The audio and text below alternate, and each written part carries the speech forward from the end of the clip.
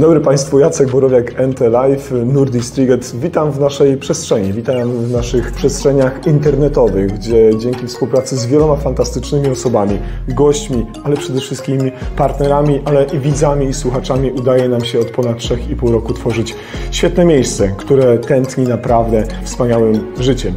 Jest mi niezmiernie miło, że przez ostatni czas zrealizowaliśmy dziesiątki fantastycznych odcinków i jestem przekonany, że kolejny sezon, czwarty, który już rozpoczął się we wrześniu, będzie przynosił również takie ciekawe audycje na żywo realizowane w naszych mediach społecznościowych.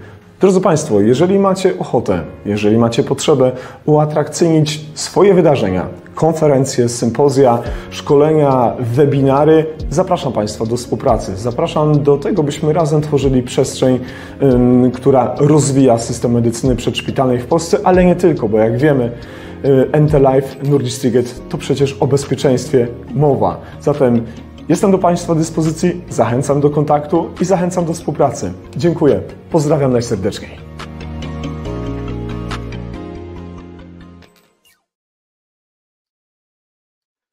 Dobry wieczór Państwu, mamy dzisiaj 6 marca 2024 roku. Ja nazywam się Jacek Borowiak, a Państwo oglądacie i słuchacie kolejny odcinek Nordic Striget NT Live.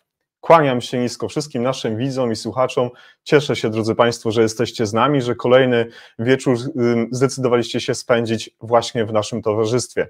Ostatnio okazuje się, że konkurujemy dosyć mocno z Netflixem, tak więc mam nadzieję, że również dzisiaj okaże się to również dla Państwa bardzo interesujące. Dzisiejszy odcinek, jak każdy kolejny, jest bardzo interesujący, bardzo ciekawy, ale tak naprawdę interesujący i ciekawi są nasi goście, którzy albo są zapraszani przez nas, albo się sami zapraszają. Dlaczego tak powiedziałem, to już za chwilkę, drodzy Państwo, będziecie z pewnością ode mnie mogli usłyszeć. Cieszę się bardzo, drodzy widzowie i słuchacze, że jesteście z nami w przestrzeniach Facebooka, YouTube, jesteście również z nami na LinkedIn i bardzo się cieszę, że nasze podcasty, które są nagrywane dla Państwa na Spotify, również cieszą się dużym zainteresowaniem. Taka współpraca, takie działanie na portalach streamingowych nie może się odbyć bez pomocy naszych partnerów i dzisiaj szczególnie kłaniam się nisko wszystkim naszym partnerom, którzy do odcinka naszego się łączyli ze swoimi mediami społecznościowymi. Magazyn Na Ratunek, kłaniam się nisko, dziękuję bardzo, Paramedyk Polan Ratownictwo, Akademia Nauk Stosowanych również jest dzisiaj z nami. Bardzo się cieszę, Polskie Towarzystwo Pielęgniarstwa Ratunkowego, Szpital Kopernik w Łodzi, również całą ekipę serdecznie pozdrawiam. Lukas Felczer i Marcin Wojcieszak również jest z nami. Dziękuję bardzo Pani Jagodzie Nowak, Pani sekretarz redakcji NT Live za pomoc i za przeredagowanie dzisiejszego spotkania, dopilnowanie wszystkich technicznych szczegółów. Dziękuję za tę część wydawniczą, która przez Panią sekretarz została dokonana. Dzisiaj również Pani Jagoda będzie z nami w komentarzach, będzie się do Państwa mogła zwracać, będzie mogła udostępniać pewne ciekawostki, pewne informacje, za co jestem niezmiernie wdzięczny. Drodzy Państwo, pewna audycja, bardzo ciekawa, kiedy rozmawialiśmy na temat różnych rozwiązań, między innymi checklist w medycynie przedszpitalnej, była dyskusja między innymi z panem doktorem Tomaszem Derkowskim. W trakcie audycji pojawiła się pewna osoba, która napisała, a może CRM, a może takie procedury. No i okazało się, że jest to osoba, pani ratowniczka medyczna, która interesuje się bardzo mocno tymi zagadnieniami. I zaprosiłem do kontaktu, zaprosiłem do rozmowy na ten temat, no i jak to mówią, uważaj, o czym marzysz. Trafiła do nas, przedstawiła pomysł i ten pomysł dzisiaj się, drodzy Państwo, finalizuje. Za chwilkę przywitam wszystkich widzów i słuchaczy, ale pozwolicie, drodzy Państwo, że zacznę właśnie dzisiaj od naszych gości. Wspomnianą osobą, która zaproponowała dzisiejszy odcinek, a dokładnie scenariusz na dzisiejszy odcinek jest pani Anna Burczyńska. Pani Anna Burczyńska zrealizowała studia licencjackie i magisterskie na kierunku Bezpieczeństwo Narodowe w Wyższej Szkole Oficerskiej Wojsk Lądowych w Wrocławiu, obecnie Akademia Wojsk Lądowych. Następne roczne studia podyplomowe to już, drodzy Państwo, kryminalistyka na Uniwersytecie Wrocławskim. Po 6 latach studiów i pracy biurowej pani Anna stwierdziła, że jednak nowe kierunki, nowe wyzwania i tak powstał pomysł na ratownictwo medyczne i pani Anna obecnie pracuje w Centrum Urazowym w Wojewódzkim Wielospecjalistycznym Centrum Onkologii i Traumatologii imienia Kopernika w Łodzi właśnie i również pani Anna pracuje w stacji ratownictwa medycznego w Łodzi. Jak sama o sobie pisze, lubię się rozwijać, szczególnie w zakresie pracy z pacjentem urazowym i właśnie temat CRM pojawił się w moim życiu niespodziewanie, ale bardzo się cieszę, że w oparciu o doświadczenia dwóch dżentelmenów, którzy dzisiaj do nas dołączą, oraz dostępnej literatury, mogę choć trochę rozwijać te kwestie. Jak pani Anna pisze o sobie, lubię gotować i latać awionetkami pod warunkiem, że to nie pani Anna jest pilotem. Drugim gościem, jednym z dwóch zaproszonym przez panią Annę jest pan dr Alojzy Pielich, doktor nauk społecznych w zakresie nauki o bezpieczeństwie, magister lotnictwa, pułkownik rezerwy, były pilot myśliwców i instruktor samolotowy, profesor Akademii Nauk Stosowanych imienia Stefana Batorego, inicjator powołania studium szkolenia lotniczego właśnie w tej akademii. Pan profesor jest byłym redaktorem naczelnym czasopisma lotniczego Just Fly Magazine oraz dyrektorem Instytutu Nauk Prawnych i Nauk o Bezpieczeństwie Akademii Nauk Stosowanych. Ponadto pan profesor zajmuje się tematyką współczesnych konfliktów zbrojnych, dowodzenia, technik operacyjnych oraz pan profesor również zajmuje się polityką i strategią bezpieczeństwa. Jak powiedział w kuluarach, miłośnik muzyki, motoryzacji, żeglarstwa i wszelkiego rodzaju obiektów latających. Kolejnym gościem, kolejnym zaproszonym ekspertem przez panią Annę jest pan kapitan Wiesław Jedynak, lotnik i zawodowy pilot liniowy. Drodzy państwo, czy jest różnica? Jak pan kapitan pisze o sobie, tak, dla mnie tak, pilot to osoba wyszkolona do prowadzenia samolotu, lotnik to człowiek, dla którego lotnictwo jest pasją, a nie tylko zawodem. W internetach pan kapitan podpisuje się nickiem CPTWJ.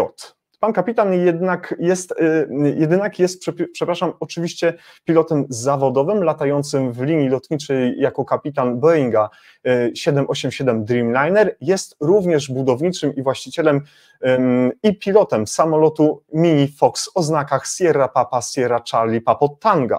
Na swoim blogu pan kapitan, o którym dzisiaj będziemy mówić, pokazuje trochę magii i czarów lotów w odkrytej kabinie na urządzeniu latającym tak prostym, jak jest to tylko w bezpieczny sposób możliwe. Będziemy również o tych kwestiach dzisiaj rozmawiać, będziemy rozmawiać o bezpieczeństwie. Drodzy państwo, panie i panowie, chłopcy i dziewczęta w ratowniczym świecie i nie tylko, bo i o awiacji dzisiaj zapraszamy do studia panią Annę. Dobry wieczór, Aniu. Dobry wieczór państwu, dobry wieczór, Jacku. Zapraszam również pana profesora. Dobry wieczór, Alojzy. Witam w NT Live. Witam wszystkich. Kłaniam się nisko i jest z nami również pan kapitan Wiesław Jedynak. Dobry wieczór, panie kapitanie, cieszę się, że jest pan z nami. Dobry wieczór, witam.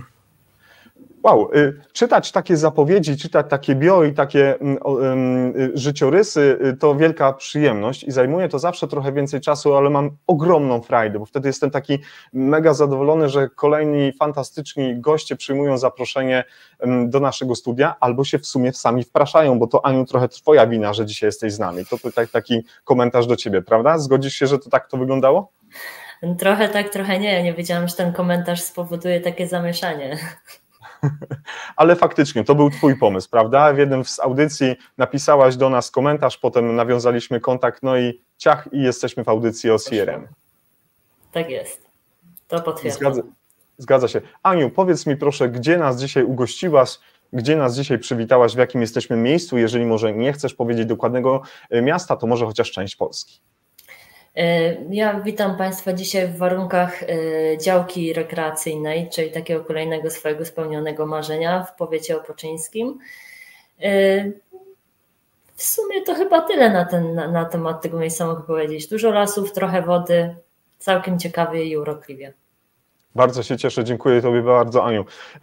Alojzy, gdzie nas dzisiaj przywitałeś, gdzie nas ugościłeś i co to za ten dwupłatowiec jest namalowany na twojej ścianie?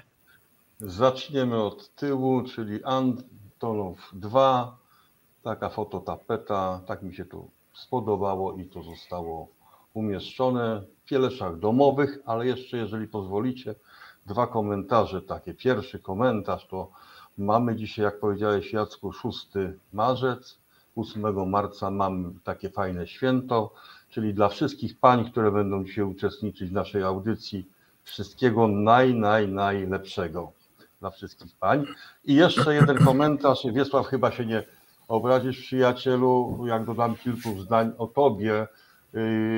I żebyście Państwo też wiedzieli, Wiesław jest jedyną chyba w Polsce osobą, która przeszła wszystkie etapy w polskich liniach lotniczych od zwykłego szarego pracownika, prawie tylko prezesem nie był, no bo nie chciał być, a przeszedł wszystkie stanowiska, czyli to człowiek orkiestra, który zna tą firmę od podszewki i to lotnictwo, także jeden z tuzów tego lotnictwa w Polsce. Przepraszam, że tak, ale nie omieszkałem tego powiedzieć, bo Wiesław jest skromną osobą, na pewno by tego nie powiedział, ale to dodałem. Dziękuję. Zaraz zobaczymy, co nam pan kapitan powie. Panie kapitanie, a pan gdzie nas dzisiaj przywitał, gdzie nas pan ugościł? Skąd do nas pan dzisiaj mówi? No niestety nie w domu, chociaż to jest właściwie mój drugi dom, bo ja ciągle jestem w drodze, więc jestem w pokoju hotelowym w gościnnym mieście Londyn, jest takie miasto. Lądyk. Spędzam tutaj czas szkoląc i egzaminując pilotów, bo to jest moja druga część, kolejna mojej pracy, nie tylko latam, ale również zajmuję się szkoleniem i egzaminowaniem nowych pilotów i w tej chwili ten najbliższy tydzień spędzam właśnie w Londynie na symulatorach, gdzie pracuję z młodymi pilotami, adeptami, przygotowując ich do pracy w lotnictwie.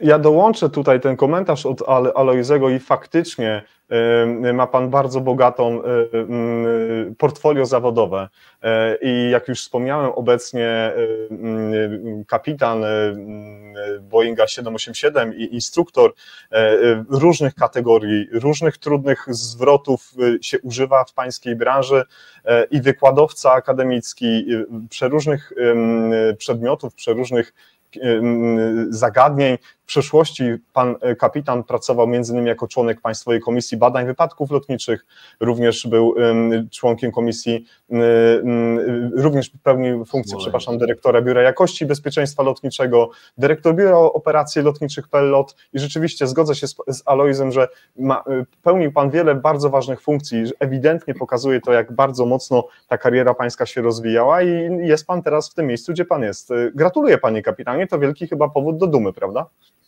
Tak, najbardziej dumny jestem z tego, że zakończyłem karierę biurową i wróciłem na moje podstawowe miejsce pracy, czyli zacząłem latać, to już 8 lat, kiedy nie pełnię funkcji oficjalnych jako menadżer lotnictwa, ale rzeczywiście ta droga pozwoliła mi spojrzeć na lotnictwo z innej strony, nie tylko z takiej technicznej, ale również ze strony zarządczej. To jest bardzo, bardzo ważne, żeby spojrzeć na to z tej perspektywy. Widzi się wtedy zupełnie inne rzeczy niż te, które widzi się za steru samolotu. Trochę szerzej patrzy się na sprawy związane z organizacją lotnictwa. Było to bardzo ciekawe doświadczenie, a oczywiście badanie wypadków to jest kolejna rzecz, która pozwoliła mi poszerzyć swoją wiedzę, bo jest to rzeczywiście tego typu aktywność, która buduje dosyć specyficzne doświadczenia. A muszę zaznaczyć również, że mam doświadczenie 7-letnie, latałem jako pilot w pogotowiu lotniczym w Warszawie na samolotach i śmigłowcach wożąc, czyli trochę bliżej waszej profesji, Aniu i panie Jacku, będąc pilotem latającym na śmigłowcach, na samolotach swego czasu, pracując, to już było 30 kilka lat temu, więc to trochę inne samoloty, inne śmigłowce, ale czuję ten temat i jest mi on bardzo, bardzo bliski cały czas. Tak, pańska kariera w LPR-ze rozpoczynała się w latach 80., jeżeli dobrze pamiętam, to był chyba 81 rok i wiele ciekawego widział pan z naszej profesji i wiele ciekawego pan doświadczał, nie tylko jako na początku świeżo upieczony, co też chyba nie do końca tak było, świeżo upieczony pilot statku powietrznego, jakim były te poprzedniej generacji śmigłowce w LPR-ze, ale kiedy pan już dopełni wszystkich tych obowiązków i kompetencji, kilkuletnia praca nauczyła pana, jak pan często podkreśla w swoich wywiadach, wiele ważnych kwestii związanych z samym lotnictwem, orientacją w terenie, ale też takiego wyczucia, jak bardzo statki powietrzne są potrzebne w ratowaniu zdrowia i życia, prawda? Oczywiście. Ja nie byłem pionierem prawdziwym, ale moi starsi koledzy Chociaż trochę się czuję, bo wtedy bardzo mocno rozwijała się transplantologia w Polsce. Braliśmy udział w bardzo spektakularnych lotach, trudnych, niezwykle. Nie było tej infrastruktury, która w tej chwili jest. Najlepiej powiedzieć, że w naszym ośrodku działania okręgu warszawskim mieliśmy tylko jedno lądowisko w Centrum Zdrowia Dziecka, a wszędzie indziej lądowaliśmy na jakichś tam placach, przy kotłowniach, na łąkach. Na Banacha lądowaliśmy na parkingu, w Warszawie na Banacha na parkingu albo na polach mokotowskich. Ale rzeczywiście to budowało bardzo ciekawy zasób jakby wiedzy, doświadczeń i umiejętności, bo trzeba było adaptować się bardzo dynamicznie do zmieniającej się sytuacji.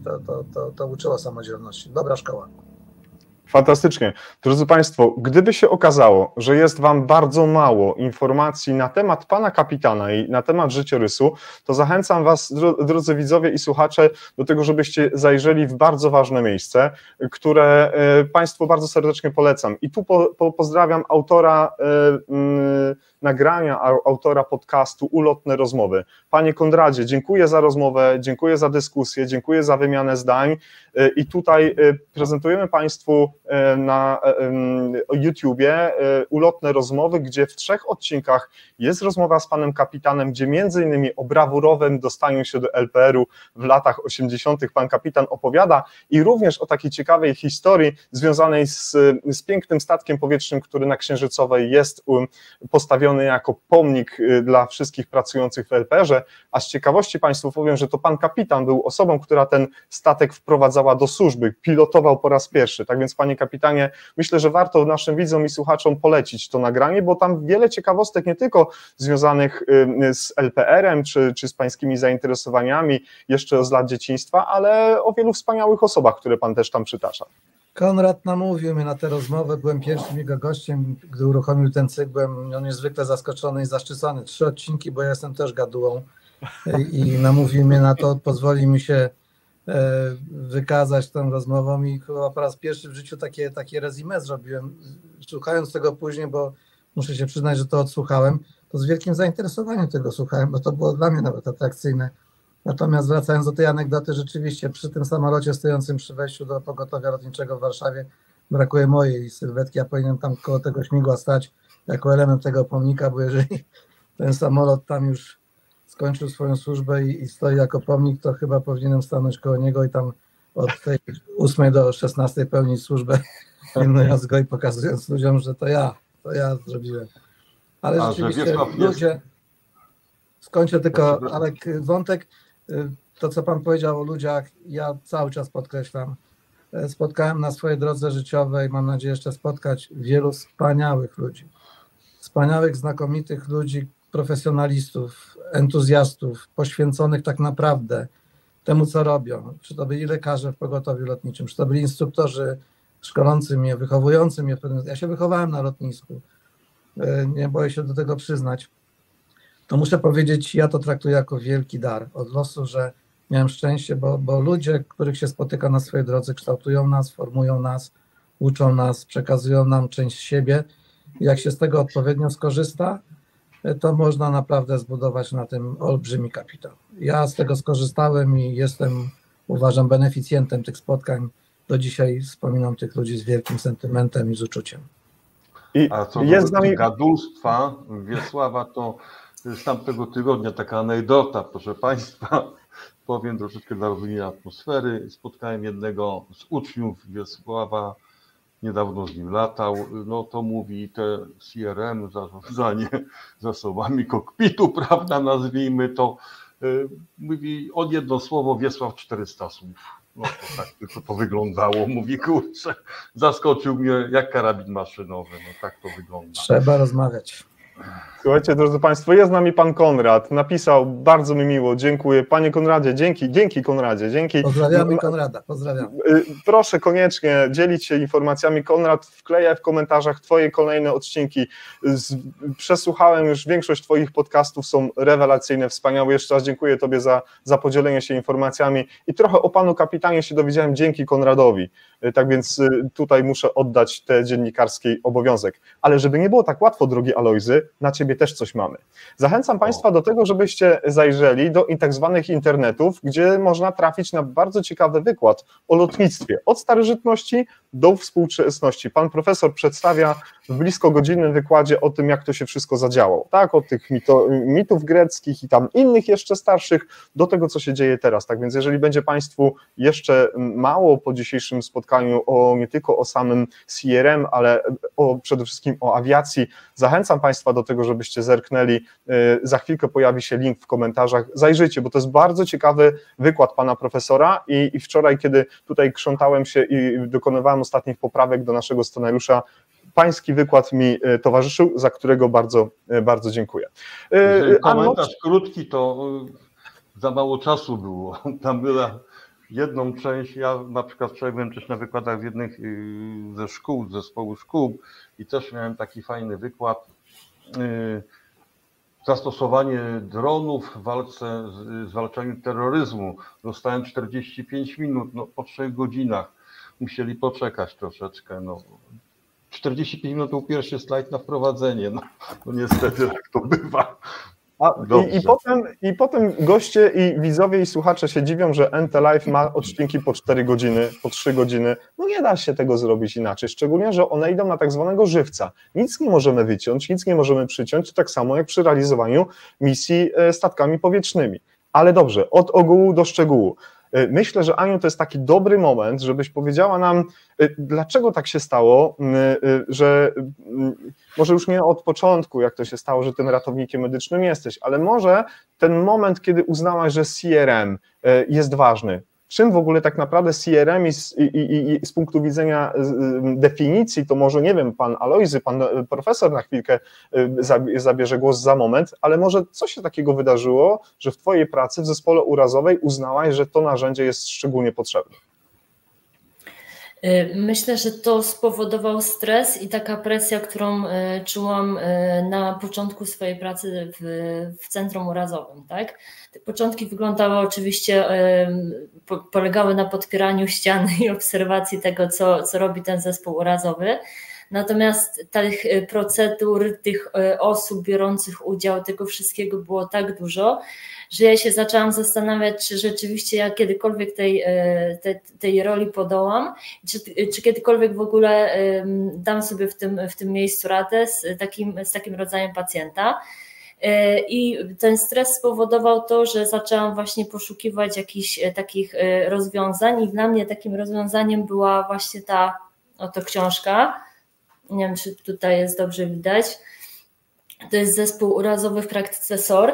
Pani dr Małgorzata Rak, która jakiś czas temu była tutaj gościem na antenie NT Live, powiedziała, że jest to książka niedoceniana. Ja za tą książkę bardzo serdecznie dziękuję, bo to jest książka, która z jednej strony ma masę fajnych takich wskazówek przekazywanych przez właśnie praktyków, a z drugiej strony u mnie spowodowała kilka takich różnych pomysłów, jak chociażby symulacje medyczne. Tak? My te symulacje medyczne przeprowadzaliśmy w własnej grupie z bardzo dużym udziałem naszych znakomitych lekarzy rezydentów i moich kolegów i koleżanek, ale też w tej książce po raz pierwszy dowiedziałam się, czym jest właśnie CRM. Ja wtedy w tamtym czasie o każdym akapicie rozmawiałam z Alkiem na ten temat, czy to rzeczywiście tak funkcjonuje, czy to się sprawdza w lotnictwie.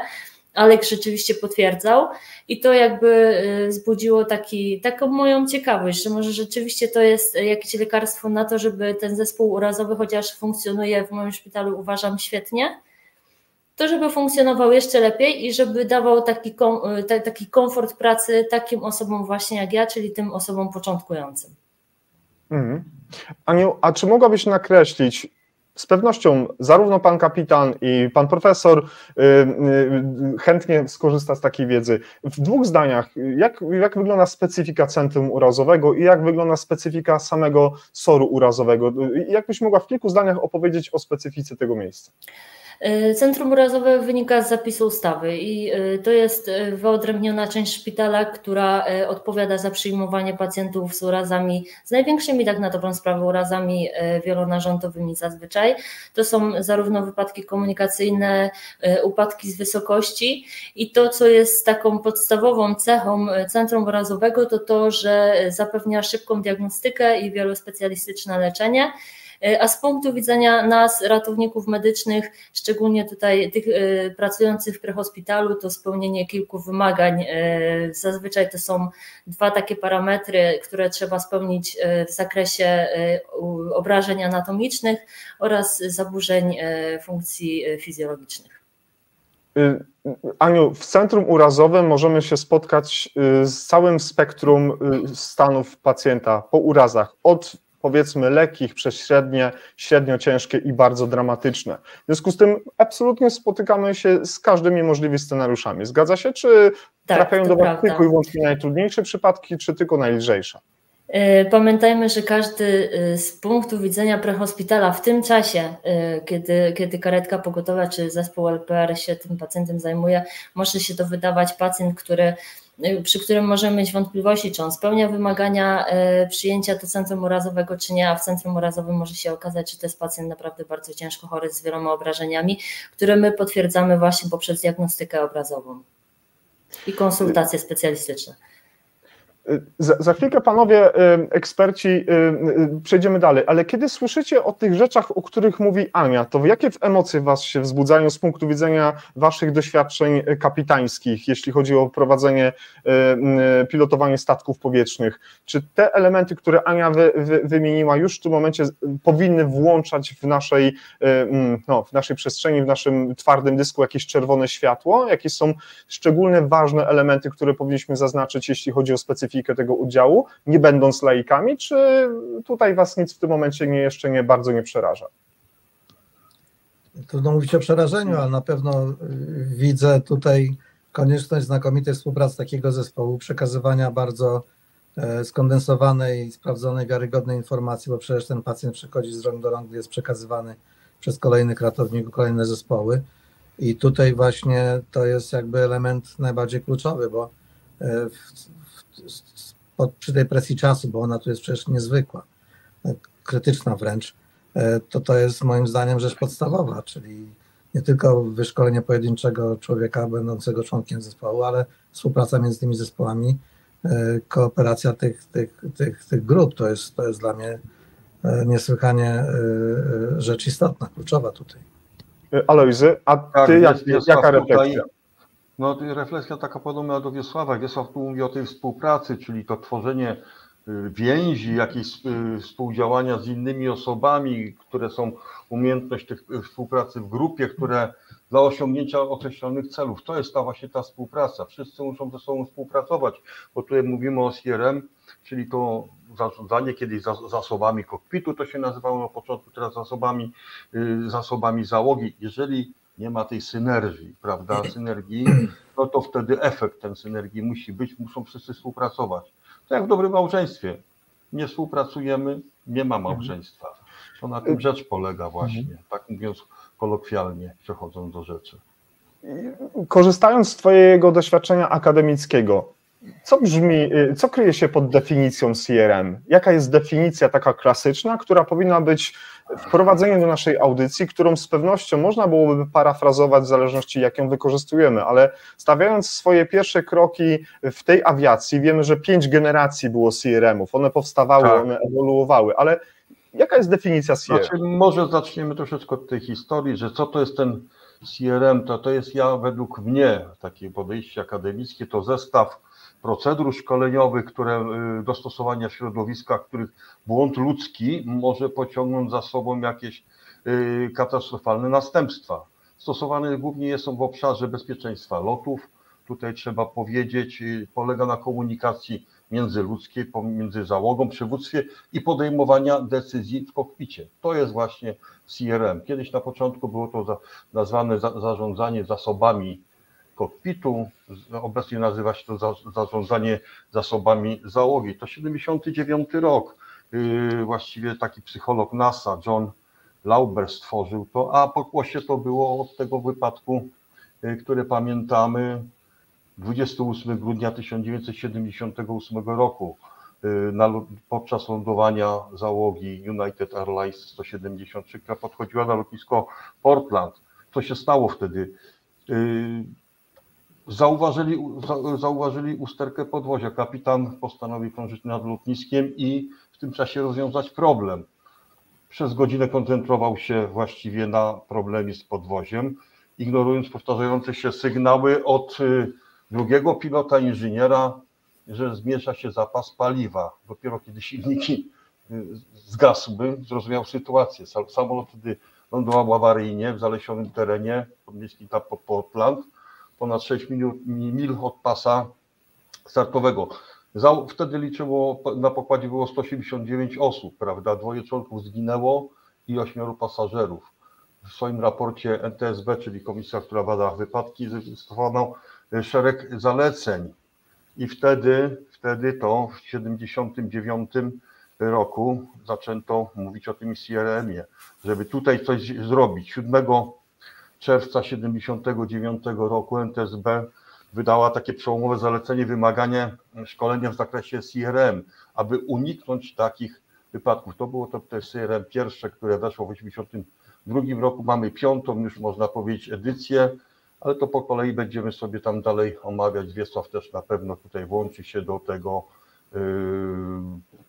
Do lat 90. XX wieku szkolenia te zostały przyjęte jako standard, znaczy od lat 90. I tu mamy już, i to jest standard, weszło szkolenia tych załóg, żeby unikać takich sytuacji, żeby się jak najmniej. Wypadki były, są i będą, tego nie unikniemy nigdy, wiemy o tym, ale musimy zawsze profilaktyka. Ja to mówię, profilaktyka lepsza niż usuwanie skutków. Tak, Panie kapitanie, nawiązując do tego, co mówi teraz Alojzy, dlaczego mamy, czy mieliśmy aż 5 generacji CRM? Co powodowało, że nagle wchodziliśmy do kolejnej edycji, do kolejnej generacji? Czy to były jakieś wypadki spektakularne? Tutaj Sergiej, który będzie naszym gościem, napisał taki komentarz, może a Teneryfa 28 marca 77 rok. Dziękuję, Sergiej, dobry wieczór, cieszę się i zachęcam Państwa, żebyście śledzili odcinek, który będzie z Sergiejem, bo Sergiej o błędach będzie mówił. Ale Panie kapitanie, jak to z tymi generacjami tego CRM-u jest? No po prostu rozwój wiedzy następuje, to jest oczywiste, przecież tak jak mówimy o lotnictwie, generalnie to przecież pamiętamy, może Państwo nie pamiętacie, bo ja też tego nie pamiętam, ale jak lotnictwo się zaczęło, to wiecie, jakimi samolotami lataliśmy, prawda? Ludzie latali po prostu tym, co było i w kolejnych latach technologia, wiedza, zasób tych wszystkich poznanych zjawisk, zbadanych, pozwalał stworzyć coraz doskonalsze maszyny. To samo tutaj. Musimy tutaj powiedzieć też o tym, że zbiegło się to właściwie z zastosowaniem szerokim bardzo rejestratorów parametrów lotu i rejestratorów rozmów na pokładzie i wykorzystaniem tego nie tylko do badania wypadków, czyli do takiego post-mortem, do wiwisekcji po wypadku, ale do właśnie tego, co Alek powiedział, bardzo ważnego w lotnictwie, czyli do profilaktyki. Bo przechodzimy tutaj do clou. Jeżeli przygotujemy inaczej, w celach przygotowania ludzi do odpowiedniej współpracy, a musimy powiedzieć o jednej rzeczy, o której chyba nie wszyscy sobie zdają sprawę, jak wyglądają kulisy pracy załogi w powietrzu, załogi lotniczej. My nie latamy w stałych załogach. Linie lotnicze to jest zbiorowisko ludzi, którzy często spotykają się pierwszy raz w życiu i mają kwadrans na to, żeby zbudować podstawy zespołu. To jest właśnie to, o czym pani Ania powiedziała, że spotykają się 2 zespoły, przekazując sobie ten podmiot ich działań i muszą to szybko zrealizować w jakimś standardzie. To samo jest u nas. Ja przychodząc na salę nie znam pilota, z którym polecę, nie znam personelu pokładowego. Czasami zdarza się, że znam szefową pokładu, bo pracuję ponad 30 lat, więc to się może zdarzyć, ale nie jest to regułą.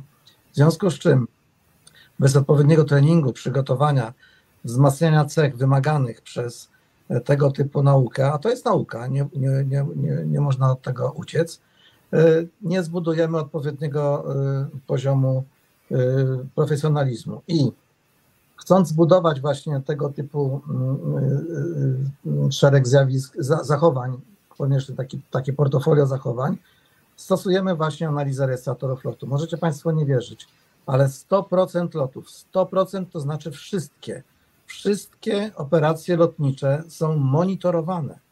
I nie tylko po to, żeby to schować do szafy i w razie wypadku wyjąć, tylko są specjalistyczne narzędzia informatyczne, ludzie wytrenowani, którzy sprawdzają każdy lot pod kątem poprawności jego wykonania.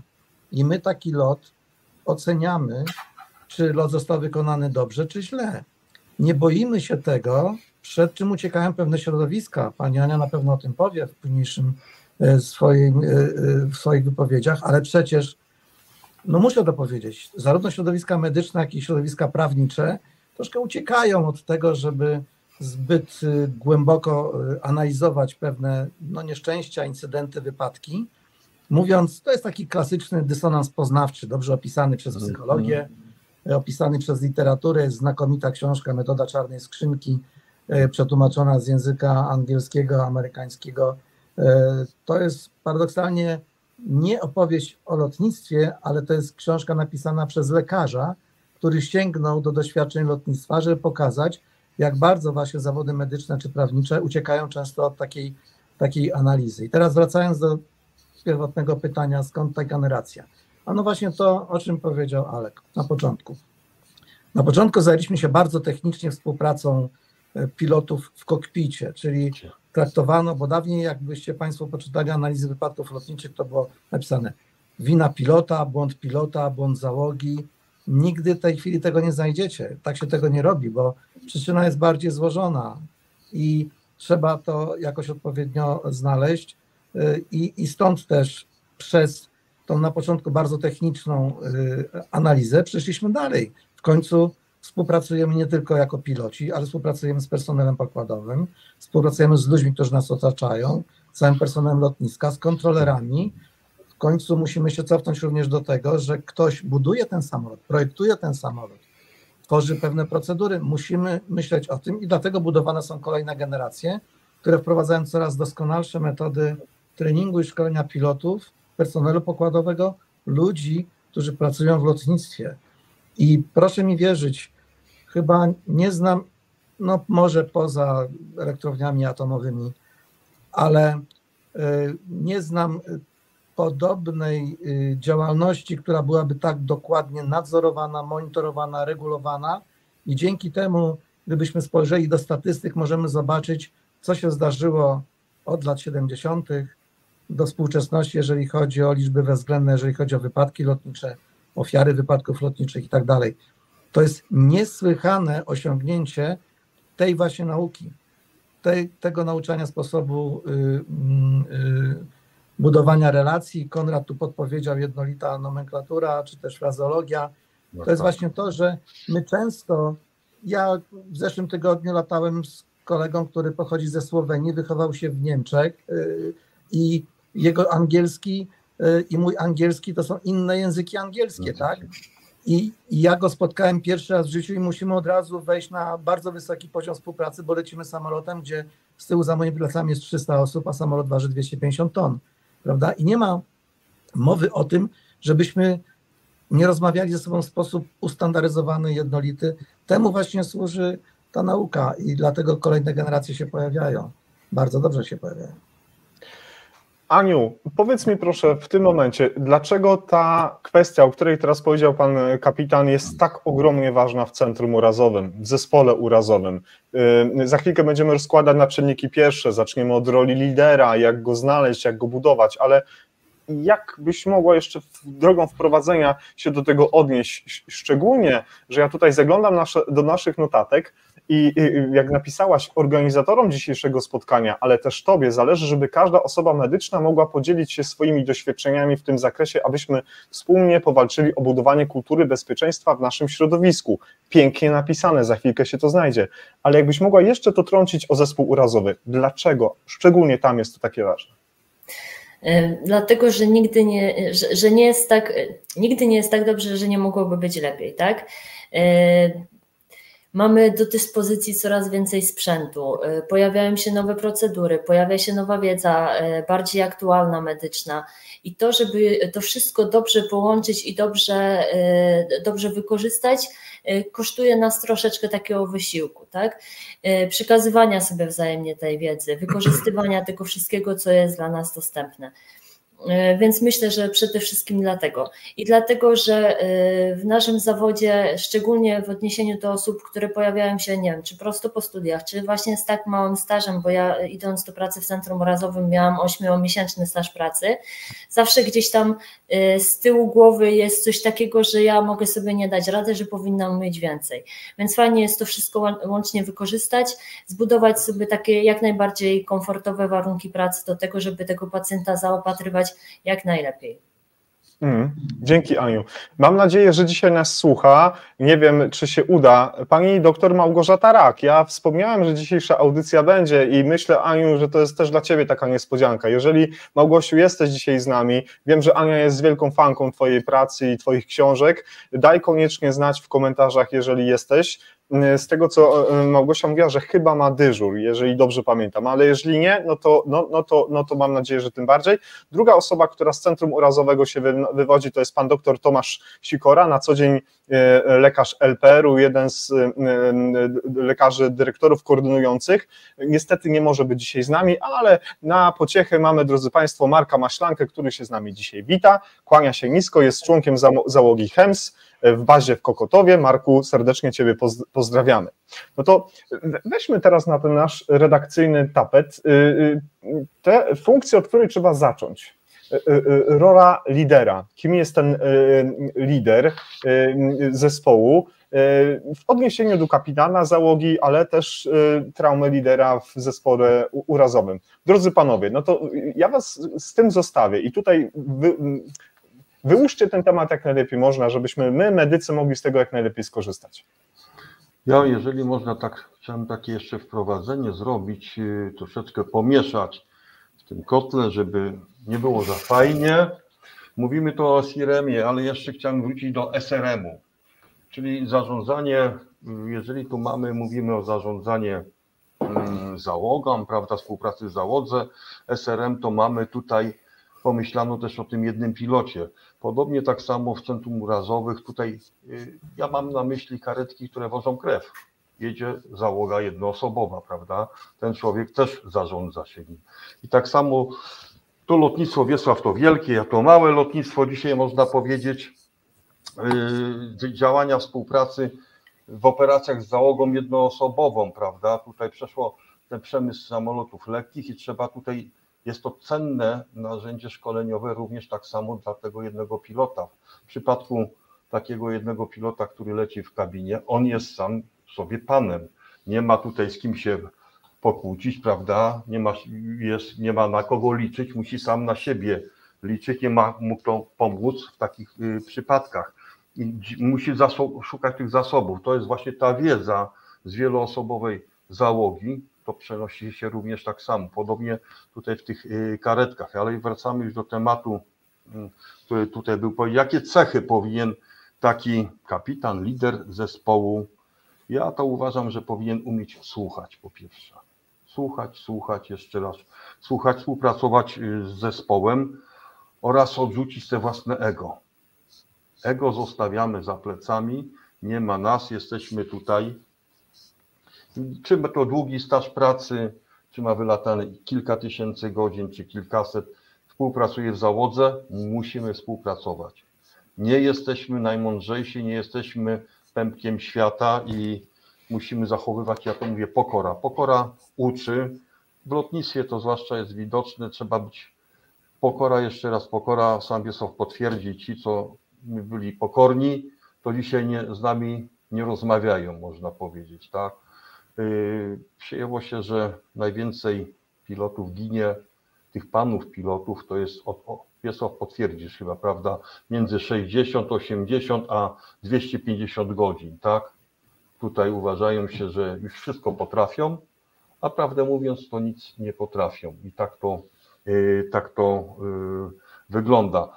Ta współpraca, ten lider powinien zapewnić komfort współpracy z pozostałymi członkami tego zespołu, umieć współpracować przede wszystkim w sytuacjach awaryjnych. To jest to właśnie, ta współpraca tego lidera zespołu. Nie wiem, czy jak inaczej uważacie. Takie jest moje tutaj zdanie i wprowadzamy, po to są te procedury CRM, żeby to wypracować. Jeżeli to nie będzie wypracowane, pamiętajmy, że nie jesteśmy sami, musimy współpracować. Czy się gniewamy, czy się nie gniewamy, ale w pracy nie ma tutaj żadnego ulgowego traktowania, czy to przyjaciel, on nie umie, każdy musi zrobić to, co do niego należy. I współpraca.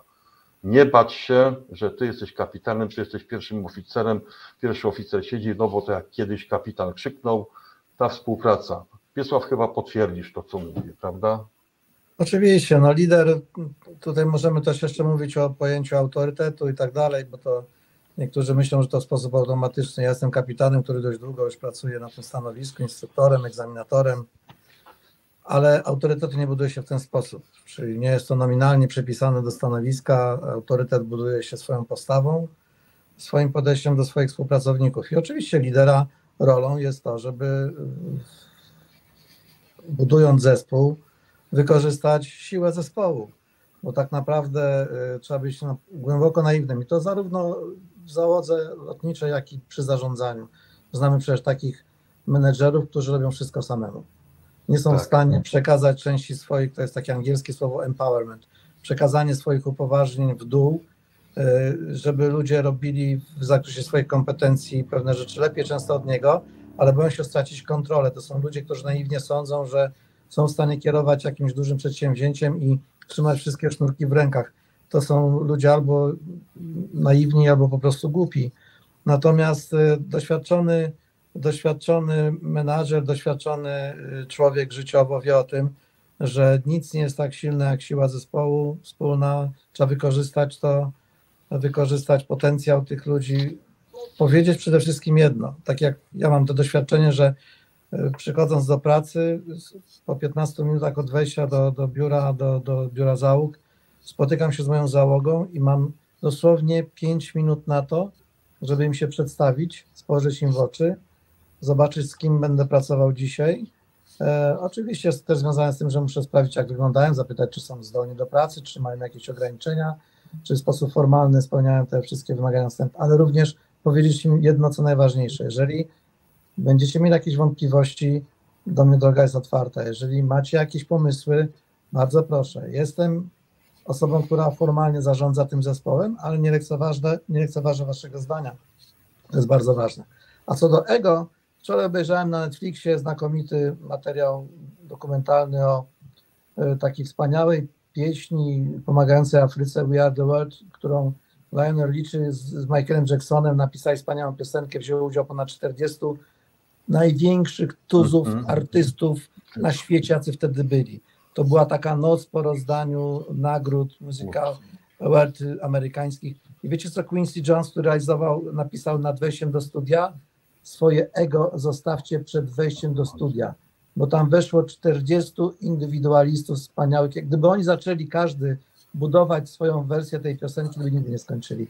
I to jest właśnie, to jest bardzo ważne, że spotkałem kiedyś w życiu bardzo mądrego instruktora. W Ameryce to było kilkadziesiąt lat temu i on mi powiedział, słuchaj Wiesiek, lotnik to jest jak dziewczyna, to niestety współcześnie to trochę zatrąci seksizmem bardzo, przepraszam Pani Aniu. Lotnik jest jak dziewczyna na konkursie piękności. To, że byłeś piękny 10 lat temu nic nie znaczy. Wyjdziesz dzisiaj, cię wygwizda. Musisz dbać o formę, być dobry, jesteś tak dobry, jak jesteś dobry dzisiaj. I to jest właśnie to. Ludzie mający bardzo wybujałe ego bazują na tym, co zdobyli wczoraj, przedwczoraj, 10 lat temu. Są profesorami, doktorami, bardzo przepraszam Alek, ale są tacy, którzy uważają, że nominalnie przez sam tytuł naukowy znaczą więcej i mogą więcej od innych. A tak naprawdę dzisiaj albo w tej dziedzinie aktywności, którą w tej chwili się zajmują, nie mają takiego doświadczenia jak osoba bez takiego tytułu. I bardzo często lekarz, tak sobie to wyobrażam, widziałem to w swojej praktyce, jak latałem w pogotowiu, często nie tyle poddawał się, co oddawał jak gdyby swoje miejsce doświadczonej pielęgniarce, wtedy nie było ratowników jeszcze, jak ja latałem, ale pielęgniarce, która miała olbrzymie doświadczenie w tych lotach ratowniczych na śmigłowcu, samolocie w ograniczonym miejscu z pewnymi narzędziami, które nie były na co dzień dostępne lekarzowi, który pracował w innym środowisku. I on nie miał z tym problemu, żeby poprosić osobę o potencjalnie niższych kwalifikacjach o to, żeby w tym momencie przejęła rolę lidera albo pomogła mu wykonać pewną czynność, która jak gdyby nominalnie należała do niego. To jest mądrość ludzi, którzy właśnie potrafią w ten sposób wykorzystywać zasoby zespołu, w którym w danej chwili pracują. Wszyscy inni po prostu nie są mądrzy. No i tyle. To co Wiesław powiedział, tak przepraszam, 2 słowa jeszcze. Jak wprowadzono te procedury CRM, no z zawodu odeszło wielu kapitanów samolotów rejsowych, którzy nie potrafili sobie odnaleźć się w nowej rzeczywistości, że załoga może mu zgłaszać jakieś sugestie. To jest właśnie to ego, czyli rutyna zabija. Nikt nie jest doskonały i trzeba umieć, jak Wiesław powiedział, kapitan jako lider musi przede wszystkim być człowiekiem i słuchać. I słuchać, tak jak przedstawić się, wiedzieć, żeby mieć tą świadomość sytuacyjną, prawda? I to jest... Najlepszy, jeszcze może wtrącę, bo tu pan Sergiej wspomniał o tym wypadku w Teneryfie.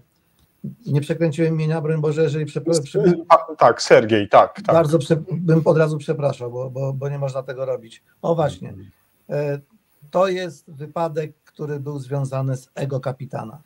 Kapitanem samolotu KLM był super kapitan, numer 1, jeden z najważniejszych ludzi w kompanii, który odpowiadał za kariery wielu innych kapitanów. On nie dopuszczał myśli do siebie takiej, że może popełnić błąd. Pierwszy oficer, który z nim pracował wtedy, miał olbrzymi problem, żeby się przebić z informacją, miał wątpliwości i po prostu, żeby przebić się z informacją, że jest coś nie tak, tylko dlatego, że ten człowiek nie dopuszczał tej innego spojrzenia na tę sprawę od osoby o nieco mniejszym doświadczeniu w stanowisku. I to jest właśnie klasyczny przykład na to, że, dziękuję, właśnie tak się ten pan nazywał. To jest właśnie dobry przykład na to, że tego typu postawy powinny przejść i mam nadzieję, już przeszły do historii, aczkolwiek zdarzają się jeszcze ludzie, są pewne nacje, które mają to, powiedzmy, czy Azjaci, czy Latynosi, gdzie tam ten macho jest tam bardziej może wypukłe niż u nas, natomiast rzeczywiście jest to bardzo ważna rzecz. Dziękuję, Sergiej. Waldehusen van Santen, jeżeli dobrze przeczytałem, nie mówię po niderlandzku, dla tych wszystkich słuchających nas na Spotify, Sergiej tutaj zaimplementował te dane. Jeżeli będzie Państwu, brzydko powiem, mało opowieści pana kapitana, to również wracam do tego, co żeśmy mówili na początku, ulotne rozmowy, Konrad Stasiczak. Konradzie, raz jeszcze Tobie dziękujemy, zachęcam Państwa do tego, żebyście się zapoznali z tymi 3 odcinkami, szczególnie gdzie był pan kapitan Jedynak, bo tamtych opowieści właśnie w odniesieniu do tych mentorów, do tych różnych instruktorów jest bardzo wiele. Ja nauczyłem się z tej audycji bardzo wiele dla siebie, wklejony jest link. Pozwolicie, drodzy Państwo, że tę część wypowiedzi odnośnie roli lidera zespołu, kapitana, chciałbym spleść taką jedną klamrą. To są również słowa pana kapitana, które zostały ujęte w wywiadzie, które przeprowadziła Ania z panem kapitanem. I już szukam tych słów, żeby, broń Boże, nie przeinaczyć, ale cytuję: lider zespołu powinien demonstrować cały szereg cech i zachowań takich jak świadomość sytuacyjna, umiejętność właściwej komunikacji, podejmowania decyzji i rozwiązywania problemów czy zarządzania obciążeniami. Przede wszystkim musi posiadać umiejętność organizowania pracy zespołu, wykorzystywania umiejętności i wiedzy wszystkich jej członków oraz w procesie podejmowania decyzji odpowiedniego zarządzania zagrożeniami i ryzykiem. Zgodzicie się, panowie kapitanowie? Oczywiście. Tak.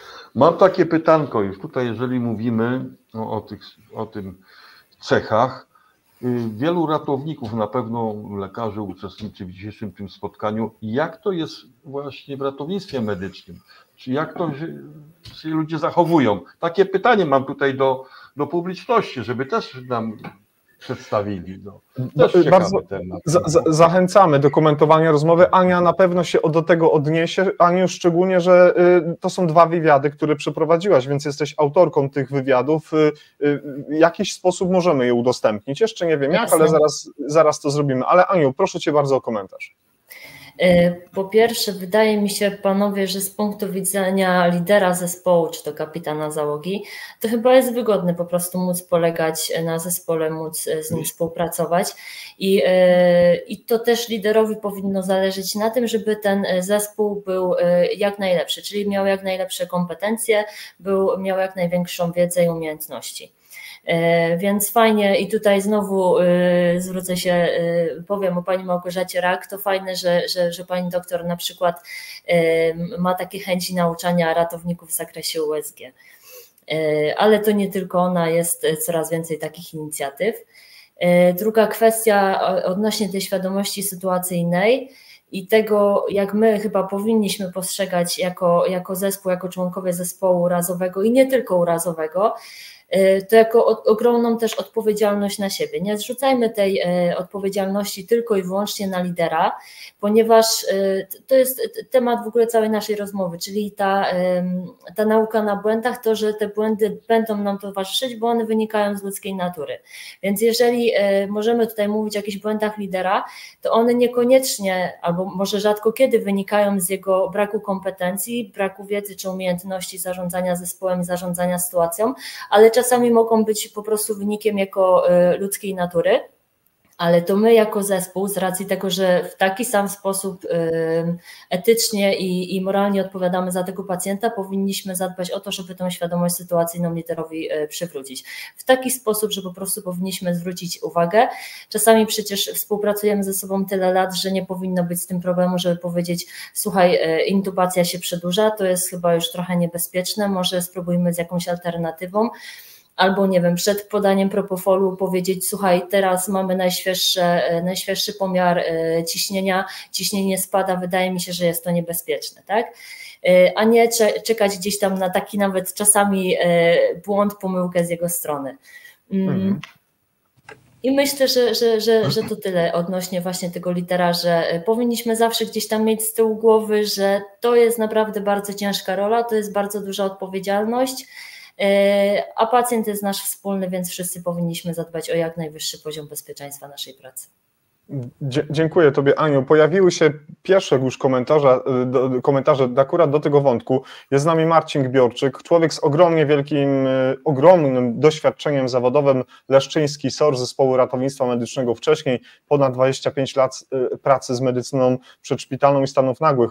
Marcin, kłaniam się nisko. Współpraca w zespole urazowym lub resuscytacyjnym bezwzględnie musi być nastawiona na współpracę, bo przed nami leży pacjent. On jest naszym centrum. Dobry lider dba też o proste potrzeby zespołu. Kiedy napiłeś się wody, zjedz posiłek, dodam do tego, Marcinie, idź do toalety, albo odejdź na moment, bo widzę, że jesteś zdenerwowany. Tak myślę, że to też jest ludzkie.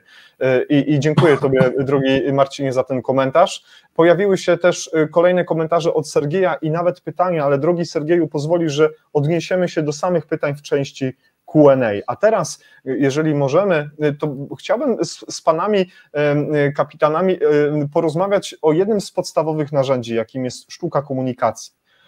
Ktoś by powiedział, że no, komunikacja jest wszędzie i zasady są takie same, żebyśmy mówili w prosty sposób, żebyśmy byli zrozumialni, żebyśmy potrafili zarządzać informacją. No ale o co chodzi w sztuce komunikacji, jeśli chodzi o CRM, o procedury, o których dzisiaj rozmawiamy?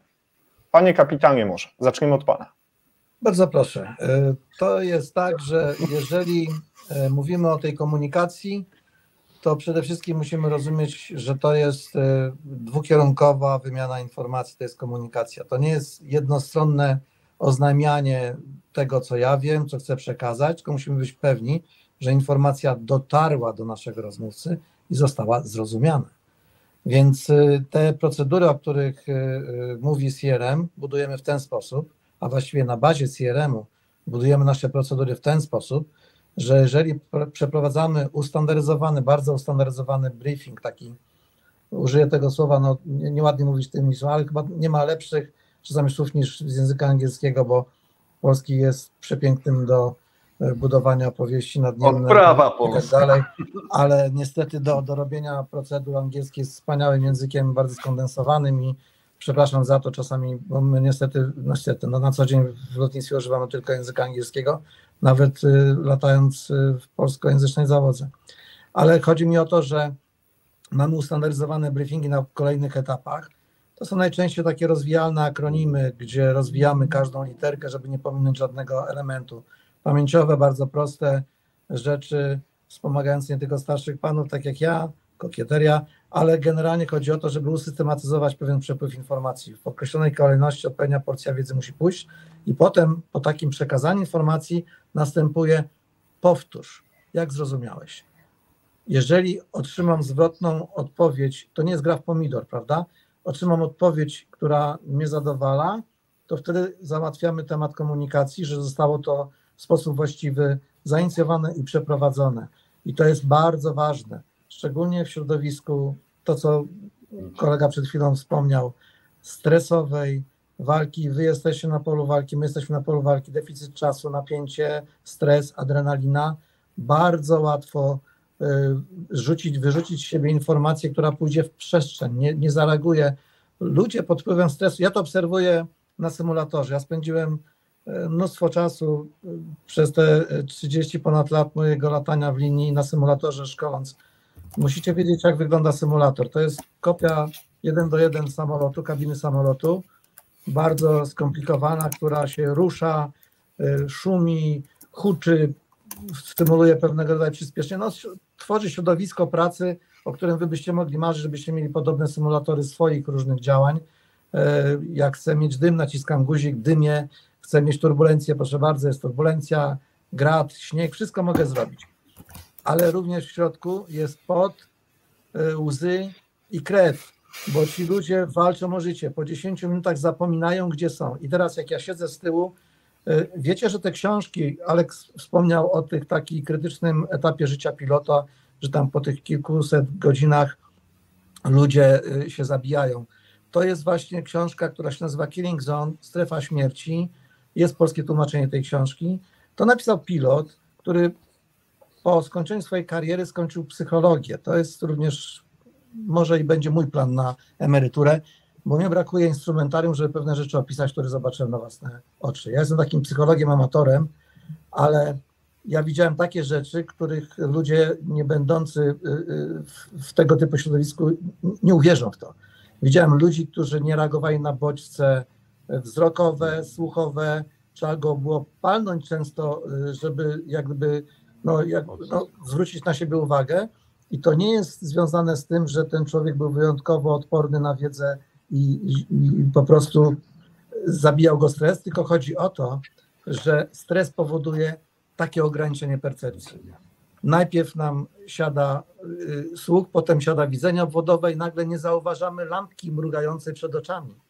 I to jest słynne widzenie tunelowe, obserwacja tunelowa, która dla niektórych jest czymś niezwykłym. Jak to pilot czegoś nie zauważył? Tak, proszę Państwa, pilot jest tylko człowiekiem poddanym stresowi, tak samo może tego nie zauważyć lekarz. A mówię to w tym kontekście, że podczas tej walki, podczas tej akcji o życie człowieka można rzucić jakąś uwagę, rzucić jakąś sugestię, rzucić jakąś komendę, bez sprawdzenia, czy została zrozumiana, ona pójdzie w przestrzeń, bo ludzie mogą jej nie wychwycić i potem można bardzo łatwo popełnić błąd nieodwracalny, bo ja na symulatorze naciskam guziczek freeze, potem reset i wracamy jeszcze raz, a tutaj człowiek żyje i przestaje żyć. Więc to jest bardzo, bardzo istotne i ta komunikacja naprawdę ma pierwszorzędne znaczenie. A gra w pomidora to jest właśnie znakomita rzecz, jak można informację przekazując ją nieprecyzyjnie, ją zniekształcić tak, że ona nie będzie na wyjściu tym, czym była na wejściu. Druga rzecz, ostatnia, już się zamykam, ale powiem jeszcze o asertywności, bo chciałem o tym wcześniej powiedzieć. To jest kolejna cecha, którą należy wykształcić u ludzi, którzy stanowią wartościowy zasób zespołu. Asertywność. Nie zrozumiałem, nie rozumiem, powtórz. Nie usłyszałem, powtórz. Chodzi o to, żebyśmy nie zakładali, że coś zrozumieliśmy. Jest takie angielskie słowo assume. Jak je podzielimy na 3 części, to znajdziemy, że osoba, która coś zakłada, to pierwsze 3 literki ze słowa assume to jest as. Chyba wiecie, co znaczy as po angielsku. You and me. Assume rozłożone na 3 części. Osoba zakładająca jest tak samo niemądra, jak ten, kto zakłada, że ten drugi to zrozumiał. Czyli assume jest czymś, naiwnością wielką. Trzeba być asertywnym. Nie zrozumiałem, powtórz. To musi tak się odbywać. I ja sobie bardzo cenię ludzi, którzy właśnie walczą o ten dostęp do informacji. Jeżeli ja coś powiem nieprecyzyjnie, wytłumacz mi, nie rozumiem, powtórz, kontroler coś źle powiedział, powtórz. Tak właśnie trzeba robić. To, co Wiesław tutaj mówił o tej komunikacji w sytuacjach szczegółowych, ten briefing, język lotniczy wymaga nomenklatury lotniczej. Tutaj rozmawiamy krótko, zwięźle. Nawiążę tylko, bo współpraca to nie tylko w załodze, ale nawet, to Wiesław wspomniał też o kontrolerach, prawda? Lecimy, cały czas ta korespondencja jest. Skupić się na treściach depeszy, prawda, którą przekazujemy, krótkie, zwięzłe, z potwierdzeniem. Jeżeli tego nie mamy, to nie wiemy. Musimy potwierdzić zawsze taką depeszę, którą otrzymujemy. Potwierdzam wykonanie zadania, co krótkie, merytoryczne te powinny być korespondencje, prawda. Ta nomenklatura musi być zastosowana, a nie rozgadujemy się. Nie jesteśmy na targu, gdzie kupujemy jajka za przeproszeniem do koszyka, tylko wykonujemy jakieś określone zadanie lotnicze i musi to być zrozumiałe dla wszystkich. Ciekawa rzecz jest tutaj, no zauważcie nawet sami Państwo, że jest to simplex, system nadawania radiowego, czyli jeden mówi, drugi słucha, prawda? Jeżeli tutaj byśmy mieli duplex, to by była wieża Babel. Nieraz podchodzi się gdzieś do lądowania na lotnisku, w zależności w którym miejscu, no to nieraz trudno jest włączyć się, zwłaszcza sam Wiesław też potwierdzi, sobota, niedziela, jak to cała Polska zaczyna latać i wszyscy zaczynają mówić, prawda, wykonać jakieś zadanie, trzeba to do FIS-u czy do kontrolera, to trzeba poczekać kupę czasu, żeby można było się połączyć, przekazać tą informację, prawda, to jest ta komunikacja skuteczna w tym zespole, to jest zespół tak samo, to nie tylko kabinowy, ale również kontrolerzy i wszyscy, którzy są w otoczeniu. Lecimy gdzieś, dostaję informację od informatora służby powietrznej, że mam opozyta, leci pogotowie, właśnie LPR gdzieś, uważaj, bo tam, jeżeli będziemy rozmawiać, my będziemy słyszeć tej korespondencji, także trzeba słuchać i być słuchanym. To jest właśnie ta ważna rzecz, ten briefing, to wszystko, to co do tej pory mówimy. O briefingu i debriefingu za moment, Alojzy, więc może tak tutaj muszę brutalnie Tobie się wtrącić, ale Aniu, do sztuki komunikacji z punktu widzenia medycznego, zespołu razowego, bardzo Cię proszę odnieść się również, bo to jest ogromnie ważne. Ja myślę, że elementem wspólnym na pewno są te przekazy, tak? Te proste, zwięzłe sformułowania, które mają szybko i mocno do nas trafić.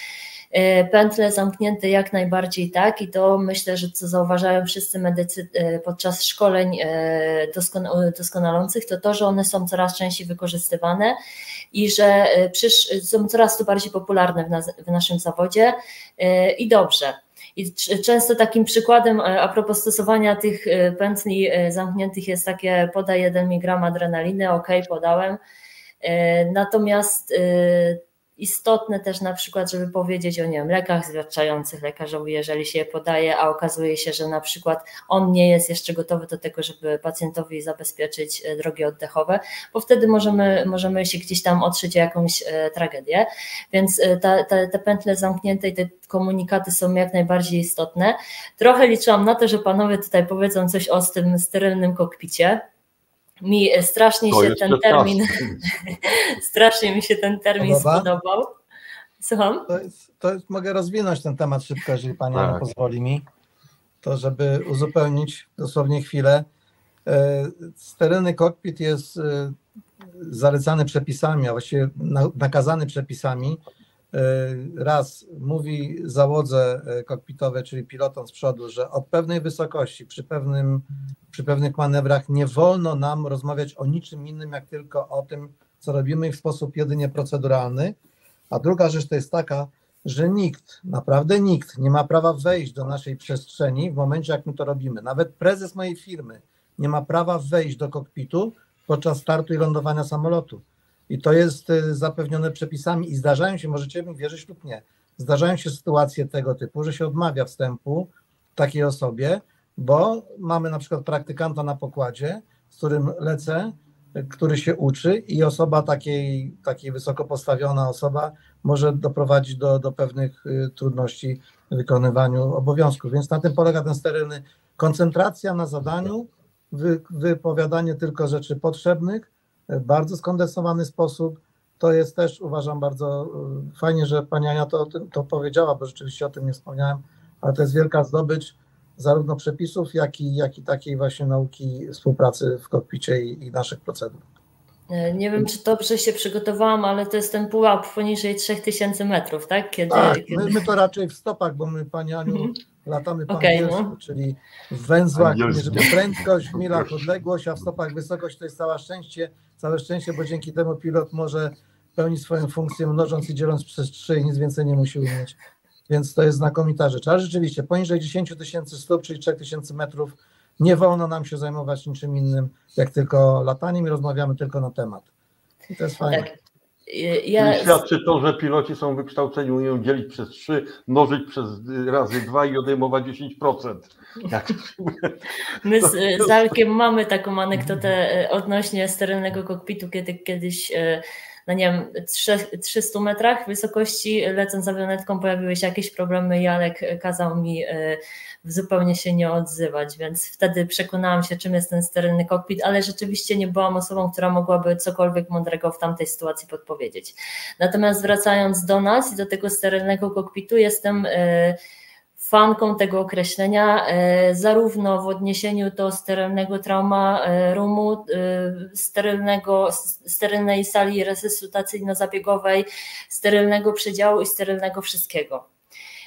I tutaj znowu wrócę do lidera. Drodzy Państwo, ten lider to jest osoba, która jednoczasowo zasypywana jest naprawdę wieloma wiadomościami, bo z jednej strony zespół, z którym współpracuje, z drugiej strony informują go o czymś już specjaliści, musi przejąć tego pacjenta od zespołu ratownictwa, ewentualnie od zespołu LPR, z drugiej strony gdzieś tam czyni obserwacje na pacjenta, na monitor, na respirator i jeszcze w tym czasie podejmuje kluczowe decyzje. Więc jeżeli ktoś wychodzi z założenia, że ale ja lubię pracować w takich warunkach, ja właśnie wolę, jak my sobie rozmawiamy, jak my się śmiejemy w trakcie pracy z pacjentem, okej, ale stań gdzieś tam raz w trakcie zdarzenia z pacjentem urazowym, stań sobie gdzieś raz pod ścianą i zaobserwuj tego lidera.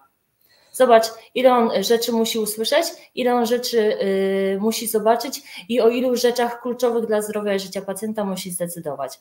Dlatego zacznijmy szanować jego rolę, zacznijmy szanować też innych członków zespołu, bo być może są to osoby, które też nie lubią pracować w chaosie, w takim szumie informacyjnym. Są to osoby też niedoświadczone, młode, które muszą się skupić nad daną czynnością, bo my w życiu codziennym też tak mamy, że jak coś wykonujemy, a ktoś do nas podchodzi, o coś pyta, to mówimy za chwilę, tak? Więc znajdujmy sobie ten czas na rozmowy i na to, żeby się pośmiać gdzieś tam już po przeniesieniu tego pacjenta na oddział docelowy, a ten czas, kiedy przy nim pracujemy, zostawmy w takiej pełnej ciszy i skupieniu. Może nie pełnej, no bo rzeczywiście, jeżeli gdzieś tam się pojawi wątek, który, nie wiem, miałby nas wszystkich rozbawić, no to być może ta chwila rozluźnienia, chwila jest dobra, ale generalnie spróbujmy zachować właśnie tą przestrzeń, ten spokój dla wszystkich i dla lidera, żeby było właśnie cicho. I kolejne też jeszcze chciałam wspomnieć a propos sztuki komunikacji, o tych pędach zamkniętych powiedziałam, więc już chyba z mojej strony to już też wszystko. Ale jest pytanie od naszej pani sekretarz, która prosi, żebyśmy sprecyzowali, czy można w jednym zdaniu wyjaśnić, czym jest pętla zamknięta w komunikacji, bo chyba to nie wybrzmiało dla medyków, którzy się na tym znają, Marcin i pozostali, ale jednak słucha nas wiele osób, które niekoniecznie może znać tak dobrze to narzędzie. To jest, pętla zamknięta polega na tym, że ja daję komunikat, a ktoś po wykonaniu tego zadania daje swój komunikat, że to zadanie wykonał. Czyli to jest potwierdzenie wykonania zadania, ewentualnie potwierdzenie tego, że się zrozumiał jakiś komunikat. To podobnie myślę, panowie, kiedy jest wiele filmików, które są zrealizowane z kokpitów, kiedy są checklisty do startu, kiedy są do lądowania, push-up, taxi, take-off, te wszystkie fazy realizowania misji. Zdaje się, że pierwszy oficer na przykład czyta, a kapitan potwierdza, albo na odwrót. Zgadza się, panowie? Push-upy to chyba troszkę co innego, natomiast pushbacki, tak. Bo Wypchanie. z tego co ja wiem, to push-up służy do czegoś innego. A dobrze, no chodzi mi o to, że ma pan rację, bo to jest tak, że pętla zamknięta jest nie tylko stosowana w komunikacji, ale również w czynnościach naszych.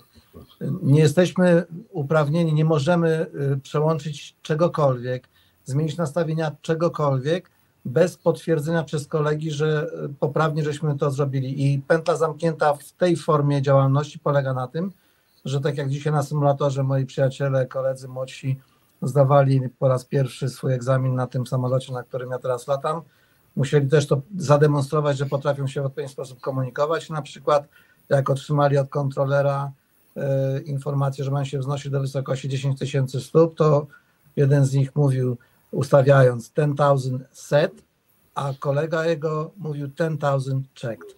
I bez tego nie ma prawa nacisnąć guzika, który aktywuje ten mod. Tak samo nie można niczego przełączyć bez obecności, obserwacji tego elementu przez kolegę. Na tym polega właśnie zamknięta pętla wymiany informacji i komunikacji. To jest bardzo ważne, żeby mieć świadomość sytuacyjną. W każdej chwili musimy być pewni, że jesteśmy zrozumiani, że to nawet nam pozwala lepiej kontrolować własne czynności, bo formułując taki przekaz musimy sami się zastanowić nad tym, co robimy. Nie tylko stryknąć, pokręcić, nacisnąć, tylko to bardziej rozumowo, bardziej metodycznie robimy. A proszę Państwa, tego przykładem jest tego Wiesław jako członek badania Komisji Wypadków Lotniczych mógłby potwierdzić, dać takie przykłady, to drastyczne, no nie chcemy tutaj tego na pewno przywoływać, co doprowadziło do niektórych katastrof, wiemy o czym mówimy tutaj, co się wydarzyło w kokpicie, dlaczego to do tego doszło, tak? Wiesław, potwierdzisz chyba to. No tutaj Alek wspomina chyba o tej mojej aktywności, bo ja byłem członkiem komisji badającej wypadek w Smoleńsku. Tak, dokładnie. Tutaj. A przedtem też miałem przyjemność, no trudno mówić o przyjemności, miałem też możliwość być w pewnym sensie też udziałowcem osób badających wypadek w Mirosławcu, więc mam pewne doświadczenie w takich ciężkich wypadkach i rzeczywiście to, co Alek powiedział, za takie błędy czasami płaci się najwyższą możliwą cenę, czyli nie tylko własną śmierć, ale wszystkich na pokładzie, więc to jest tak bardzo istotne. To jest elementarz pracy od samego początku. Ja nie boję się użyć tego słowa. My prowadzimy indoktrynację ludzi, którzy trafiają do zawodu. Ćwiczymy ich jak pruski oficer. Dopóki nie osiągną takiego poziomu automatyki w odpowiadaniu, tworzymy takie klastery informacyjne, na przykład jeżeli samolot się wznosi po starcie, to jeżeli pilot, który monitoruje tego typu działania, mówi, że samolot się wznosi, używając odpowiedniego tam zwrotu, to ten drugi wydaje polecenie, żeby schować podwozie. Jeżeli nie padnie komenda o tym, że samolot się wznosi, nie padnie komenda o schowaniu podwozia. To wszystko jest naprawdę bardzo, bardzo ważne, a popełnienie błędów, przeciążanie lidera, ktoś tu wspomniał o tym, to w historii widzieliśmy wypadki, gdzie zostawiono w kilkuosobowej załodze nadmierną ilość obowiązków, zrzucono na jednego człowieka, on sobie po prostu najwyraźniej z tym nie poradził, bo nikt nie jest w stanie przyjąć na siebie nadmiernej porcji obowiązków. Po to jest załoga, żeby to się rozkładało, żeby współpraca następowała. Jeżeli tej współpracy nie będzie, ryzykujemy bardzo wiele i to jest naprawdę bardzo, bardzo ważne. I jeszcze jedno zagadnienie, presja czasu tam występuje, o którym to trzeba pamiętać. Tych czynników stresogennych jest cała masa i mówienie o tym, że znaczy wszyscy pracujemy, no wy jeszcze bardziej chyba od nas, bo u nas jak się spóźnimy z czymś, to tam najwyżej ktoś straci połączenie na następny lot albo spóźni się na kolację do domu. U was tego typu sytuacje są poważniejsze konsekwencje, ale generalnie rzecz biorąc, no, podobny stres nam towarzyszy, bo ta presja czasu jest bardzo często obecna i często właśnie modyfikuje nasze zachowania, a nie powinna. Ja bym chciał jeszcze włączyć tutaj do tej rozmowy, może to akurat pasuje, zanim przejdziemy do kolejnego elementu, ale kiedy miałem przyjemność i okazję szkolić się z medykami LPR-u jeszcze w zeszłym roku w Modlinie i tutaj podziękowania dla dyrekcji LPR-u, że takie coś mi umożliwiła, ja zwróciłem uwagę na takie dwie rzeczy, które akurat w naszej pracy są bardzo ważne i które wykonujemy. Postaram się szybko wkleić to, co chcę Państwu pokazać, po to, żeby no właśnie, panów kapitanów poprosić o to, czy to jest takie bardzo ważne. My mówimy o procedurach cross-check i double-check. Ja je wykorzystuję w mojej pracy do sprawdzenia leków, czyli no, w najprostszy sposób. Nabieram ampułkę, znaczy szukam ampułki z lekiem, proszę mojego kolegę, żeby mnie sprawdził, tak? Albo jakąś procedurę, albo sprawdził pasy, albo inne rzeczy. Wydaje się, że kiedy podróżuję statkami powietrznymi, to taki cross-check jest na przykład sprawdzenie drzwi wyjściowych po komentarzu kapitana. Panowie, jak to wygląda, jeśli chodzi o taką praktykę, którą możemy wykorzystywać w naszej pracy? Oczywiście jest to dokładnie to, co widzimy tu na dole ekranu. Ten crosscheck jest obecny na każdym etapie, każdego sprawdza i to, co wy widzicie jako pasażerowie w zachowaniu personelu pokładowego, to jest właśnie to, że koledzy pracujący obok siebie przy drzwiach awaryjnych wymieniają się, jeden drugiego sprawdza, czy dobrze wykonał czynności. Jeżeli ja przystawiam coś, mój kolega sprawdza, czy to dobrze zrobiłem. Czasami jest tak, że ja przygotowuję pewnego rodzaju kalkulacje i daję koledze do sprawdzenia. Jeżeli kolega na przykład monitoruje podczas lotu przez Atlantyk naszą pozycję i rysuje na mapie, bo my używamy jeszcze takich trochę staromodnych, mając bardzo skomputeryzowany samolot, to jeszcze potrafimy robić takie właśnie rysunki na mapie, żeby sobie potwierdzić naszą pozycję, bo ostatnio różne cuda się dzieją z GPS-em i tak dalej, bo wojna jest niestety i ta nasza zależność od automatyzacji może być wystawiona na bardzo solidną próbę. Naprawdę proszę mi wierzyć. Jak nam samochód będzie mylił drogi, bo w tej chwili ten spoofing GPS jest tak popularny i tak groźny, że to może zejść na ziemię, bo nas to dotyka w powietrzu. Ale mówię o tym dlatego, że jak ja taką mapę narysuję, w moim pojęciu zrobiłem to świetnie, bo przecież robię to tyle lat, to daję mojemu koledze, żeby on ją sprawdził, czy ja dobrze narysowałem. I to właśnie na tym polega, ten cross-check, double-check, triple-check, czasami w żartach jest znakomitym narzędziem i jest taki kurs, kandydaci do linii lotniczej muszą przejść szereg szkoleń, ale jednym z finalnych takich kursów to jest nauka współpracy w zawodzie, to jest multi-crew cooperation, czyli, bo to są najczęściej piloci, którzy, tak jak Alek wspominał, latają samodzielnie, czyli my czasami mówimy paradoksalnie, że to jest jednoosobowa załoga. No załoga jednoosobowa, śmieszna, ale tak się to mówi, że jest to pojedynczy pilot i on musi się w którymś momencie nauczyć swojej kariery współpracować z kimś, rozłożyć obowiązki na dwie osoby, pomagać, wspierać się i tak dalej. I ten kurs, obowiązkowy kurs przed wejściem do linii, to właśnie jest taka nauka współpracy dwóch pilotów, którzy byli szkoleni samodzielnie, teraz nagle muszą działać jako zespół, prawdziwy zespół. I właśnie to jest ten element tej indokrynacji. My łamiemy ich przyzwyczajenia, forsujemy ich, ćwiczymy ich dosłownie tak, że jak małpki muszą reagować odpowiednio i nie mają prawa pójść do następnego kroku, jeżeli nie sprawdzą kroku poprzedniego. Tak to powinno wyglądać. Alojzy, jeszcze chcesz coś dodać do tego? Bo tak widziałem, że tak chyba tak? Znaczy, Wiesław tu praktycznie to wszystko fajnie ujął, jak tu te małpki mówi, które ćwiczymy. Tak to wygląda, bo faktycznie ja tutaj patrzę tak z perspektywy też naszych studenci, którzy zaczynają latać, to tak właśnie to robimy z nimi, żeby ich troszeczkę przyzwyczaić do tej komunikacji, do tego wszystkiego, żeby samodzielnie, chociaż taki na początku, no to on się boi sam własnego cienia i tutaj też musimy mu wskazać tą drogę, żeby jednak przyzwyczajał się do tej współpracy, bo jeżeli tej współpracy nie będzie od początku, no to niestety potem są skutki takie, że jak Wiesław wspomniał, ten pojedynczy pilot też nie będzie potrafił wykonywać odpowiednio tych zadań. No tak to dzisiaj wygląda współcześnie. Lotnictwo jest taką dziedziną życia, że tu nie ma miejsca na błędy. Jeżeli są błędy, to musimy na początkowej fazie eliminować, bo później to skutkuje, no, że zespoły urazowe mają co robić. O, tak to przejdźmy w podsumowaniu. Jeśli mają. Jeśli mają, rzeczywiście. Pani sekretarz dołączyła tutaj informację w komentarzach na temat Multi-Crew Coordination, ten kurs, on jest tutaj zamieszczony, o którym mówił pan kapitan. Ja tylko, Aniu, rzucę hasło. Bardzo często pośród naszego środowiska medycznego, kiedy prosimy, żebyśmy może się sprawdzili, albo ten cross-check, double-check, to tak medycy mówią, no co, nie umiesz, co nie potrafisz, musisz się sprawdzić.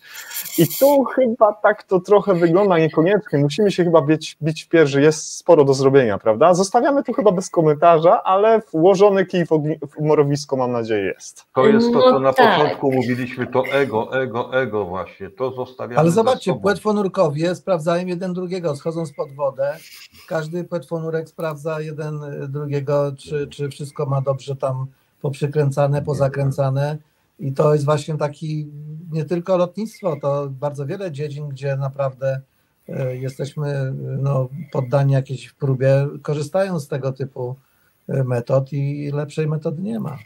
Dlatego właśnie tak bardzo zależało nam na obecności zarówno pana kapitana i ciebie, Alku, dlatego żebyśmy jakby pokazali, że to nie jest kwestia wstydu, tak? Że prośba o sprawdzenie czegokolwiek koleżanki, oczywiście, kolegi, sprawdzenie nawet kilkukrotnie leku, bo czasami mamy takie ampułki, które wyglądają bez mała identycznie, albo te literki są naprawdę napisane drobnym druczkiem. Czasami jest tak, że nie wiem, bidanium, tak? Na przykład zazwyczaj są to ampułki po 5 mg, ale czasami zdarzają się też 15 mg. Jest tego tak dużo możliwości, że tak powiem, pomyłek, że naprawdę żadnym wstydem nie powinno być dla nas proszenie o pomoc. No ale to może jeszcze trochę czasu będzie wymagać.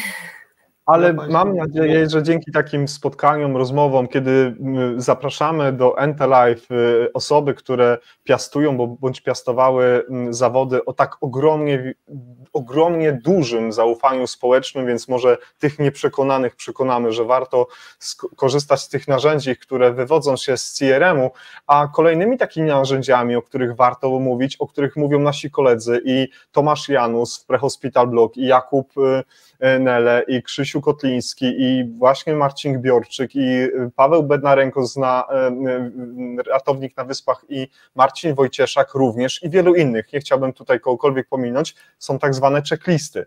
Panowie kapitanowie, co z tymi checklistami? I o co chodzi w ogóle dla tych wszystkich, którzy nie wiedzą, co to takiego jest i dlaczego to jest takie ważne, żeby stosować? Wyrywam się do odpowiedzi jako pierwszy. Jako wielbiciel literatury. A jeszcze ja 2 słowa, tylko jeszcze do tego komentarz taki mały, co Anna tutaj powiedziała. Proszę Państwa, nie wstydźmy się, jeżeli czegoś nie wiemy, mówmy, że nie wiemy. Ja się spotykam też z tą społecznością akademicką i wielokrotnie spotkałem się też z pytaniami studentów, którym nie jestem fachowcem, bo jeżeli człowiek zna się na wszystkim, to powiem tak szczerze, że się nie zna na niczym. Tak to wygląda i jak spotkałem jakieś trudne pytanie, nie filozofować, tylko powiedzieć, słuchajcie, nie wiem, sprawdzę, odpowiem wam na następnych zajęciach. I tak trzeba postępować. Nie można tutaj, bo to kosztuje i własny autorytet, i później efekty są tego złe. Tak samo w lotnictwie, w medycynie, wszędzie to jest. Przepraszam, Wiesław, oddaję głos. Wracając do literatury. To znaczy jest taka książka, która stanowi podstawową książkę dla osób, które jeszcze czytają, bo to już jest umiejętność w zaniku. W tej chwili większość ludzi ogląda tylko, a nie czyta. Jest taki pisarz amerykański Ernst Kellogg Gunn i napisał wspaniałą książkę Los jest myśliwym, czyli Fate is the Hunter. To jest po prostu książka opisująca początki lotnictwa liniowego w Ameryce. To jest taka Biblia dla pilotów, mojej generacji to nie wspomnę, ale troszkę młodszych również. Tam jest bardzo wiele bardzo mądrych rzeczy napisanych przez człowieka, który praktycznie zaczynał latać w linii, kiedy te wszystkie procedury, latanie w załodze budowały się dopiero. Oni latali przez Atlantyk, spadali masami, zabijali się, po prostu budowali tę wiedzę na ofiarach innych. Na jednej z ostatnich kartek z tej książki było napisane takie zdanie, które pokazał mi ostatnio mój teść. Wyobraźcie sobie Państwo, mój teść ma 91 lat. Jeszcze pół roku temu był najstarszym latającym pilotem w Polsce. Szkolił jeszcze ludzi w Kętrzynie. Już teraz nie lata, ale teściu, ja na niego mówię dziadek, bo to jest dziadek moich dzieci, pokazał mi na jednej z ostatnich stron tej książki i mówi: Wiesiek, zobacz, co tutaj Gunn napisał. Tylko głupiec wierzy własnej pamięci. Czyli na samym początku tego nowoczesnego latania ludzie zaczęli już wątpić w to, że są w stanie zapamiętać wszystko, szczególnie podczas stresujących sytuacji. I to jest dobre słowo wstępne do checklist. Checklista jest niczym innym, jak sprawdzeniem, czy wszystko, co mieliśmy zrobić, zrobiliśmy. Mamy dwa rodzaje takie podstawowe checklist. Mówiąc z angielska, to jest checklista do and verify, czyli najpierw zrób pewną procedurę, a potem checklistą sprawdź, czy ją zrobiłeś. W sytuacjach awaryjnych, niebezpiecznych mamy do and verify, czyli read and do. Rób, i czytaj i rób. I to jest tak, że jeden pilot czyta pozycję, drugi zrobiłem, odhaczamy. I następną. Czyli tam, gdzie jest to normalna procedura, robimy do and verify. Czyli najpierw robimy, przygotowujemy samolot na przykład do kołowania, do startu, do czego bądź tam i potem sprawdzamy checklistą, czy wszystkie elementy są wykonane, a w sytuacji, gdy jest to naprawdę trudne, ekstremalnie, gdzie nerwy są na postronkach, już nie ma mowy o tym, żeby robić w ten sposób, tylko czytamy punkt, zrób to, zrobiłem, odhaczamy, następne, zrób to, odhaczamy. Teraz mamy wspaniałe narzędzie, bo mamy tak zwane elektroniczne checklisty, które wyświetlają nam się na ekranie, ale ja kiedyś popełniłem taki dzień w moim lotnictwie, który bardzo mile wspominam, to było bardzo dawno temu, wykonałem największą ilość lotów w swoim życiu w jednym dniu, to było 112 lotów, holowałem szybowce w Nowym Targu, od rana do nocy, to była głupota oczywiście, ale kto młody nie był głupi. I latałem, bo byłem łakomym, do dzisiaj lubię latać i to się nie zmieniło, natomiast wtedy checklist jeszcze nie stosowaliśmy w lotnictwie i zdarzało mi się popełniać już błędy, bo ja zacząłem latanie o 5 rano, skończyłem o 20 wieczorem. To było szaleństwo. I po kolejnych startach popełniałem błędy. Nie przestawiłem jakiejś dźwigni, nie zrobiłem czegoś, udawało się, ale widziałem te błędy. Wiecie, ja sobie ułożyłem wierszyk, taką procedurę, którą do dzisiaj pamiętam, a to było 40 lat temu. To było tak. Samolot typu Jak-12 z tylnym kółkiem, taki dosyć ciekawy samolocik. Okno, klapy, obroty, trymer, hop do roboty. I ja ten wierszyk sobie klepałem przed każdym startem, zamykając okno, przestawiając klapy, ustawiając obroty śmigła, przestawiając trymer, mogłem zacząć bezpiecznie lot. Bez checklist w tej chwili ofiar w lotnictwie mielibyśmy dużo więcej. I to oczywiście mniej więcej w Polsce to pojawiło się w momencie, jak nieśmiało zaczęły wchodzić do nas wieści z zachodu, bo w locie mieliśmy oczywiście checklisty na starych samolotach typu U-62, Tu-154, U-18, ale proszę mi wierzyć, rzadko kto je stosował, bo uważało się, że tylko cieniasy stosują takie rzeczy. Prawdziwy lotnik to po prostu tak wszystko wie. Ale potem się zmieniło myślenie o tym, przestaliśmy się wstydzić tego, że możemy popełnić błąd i zaczęliśmy pracować jak normalni dorośli ludzie, czyli stosować te checklisty. Też anegdota już na sam koniec, jak latałem w pogotowiu, zdarzyło mi się jednego dnia lecieć na wszystkich 3 statkach powietrznych, jakie mieliśmy w Warszawie. Czyli dzień zacząłem lecąc samolotem przepięknym, który jest za Alkiem w tej chwili, AN2, mieliśmy sanitarną wersję tego samolotu.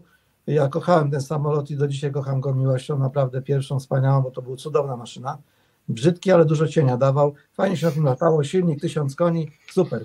Pasażerowie niestety chorowali strasznie, bo on był bardzo wrażliwy na turbulencje, ale dzień zacząłem lecąc takim Antonowem II, potem się przesiadłem do śmigłowca Mi-2, przyleciałem sobie na lot ratowniczy do Ostrołęki, do dzisiaj pamiętam, wróciłem i kolega będąc na dyżurze mówi: Wiesiek, weź Morawę, dwusilnikowy samolot czeski i poleć do Łodzi jeszcze chorego, skoczysz tam 40 minut w jedną, drugą.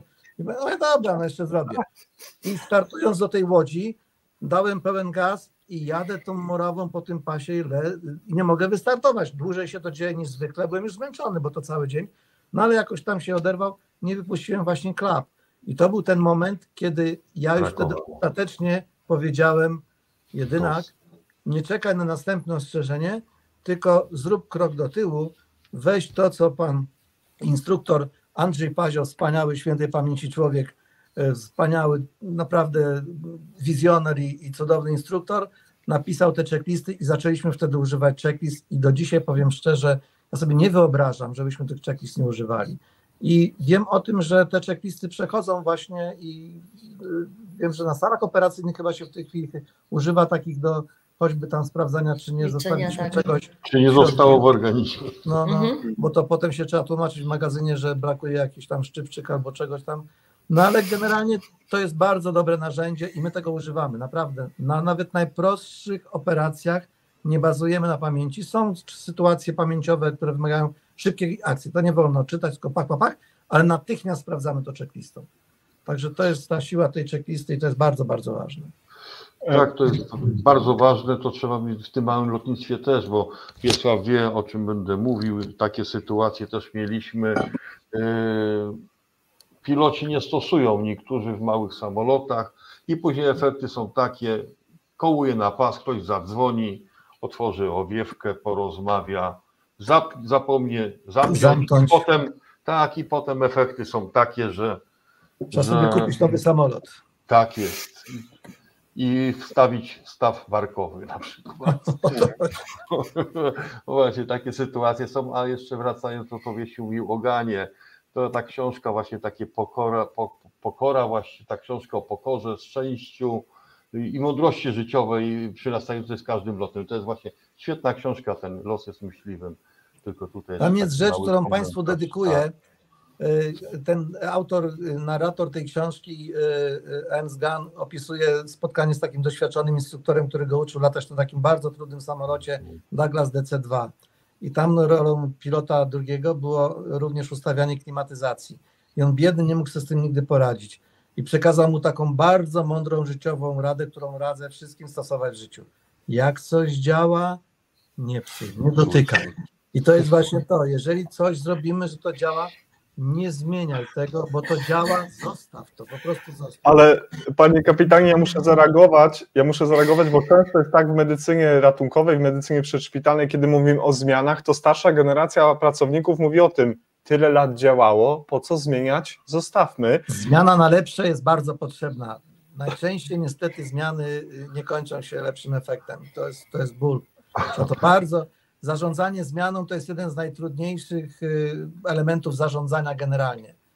Przygotowanie, przeprowadzenie, sprawdzenie tego to jest naprawdę trudne. Wiem o tym, bo byłem świadkiem zmian takich strukturalnych w lotnictwie polskim, czyli przejścia z tych tak zwanej ruskiej techniki na zachodnią technikę, potem z takiej zachodniej, ale jeszcze gdy nie byliśmy stowarzyszeni w Unii, na nową regulację, którą wprowadzono po traktacie lizbońskim, czyli po tym takim głębszym zaangażowaniu się nas w Unię Europejską, gdzie inna legislacja się pojawiła.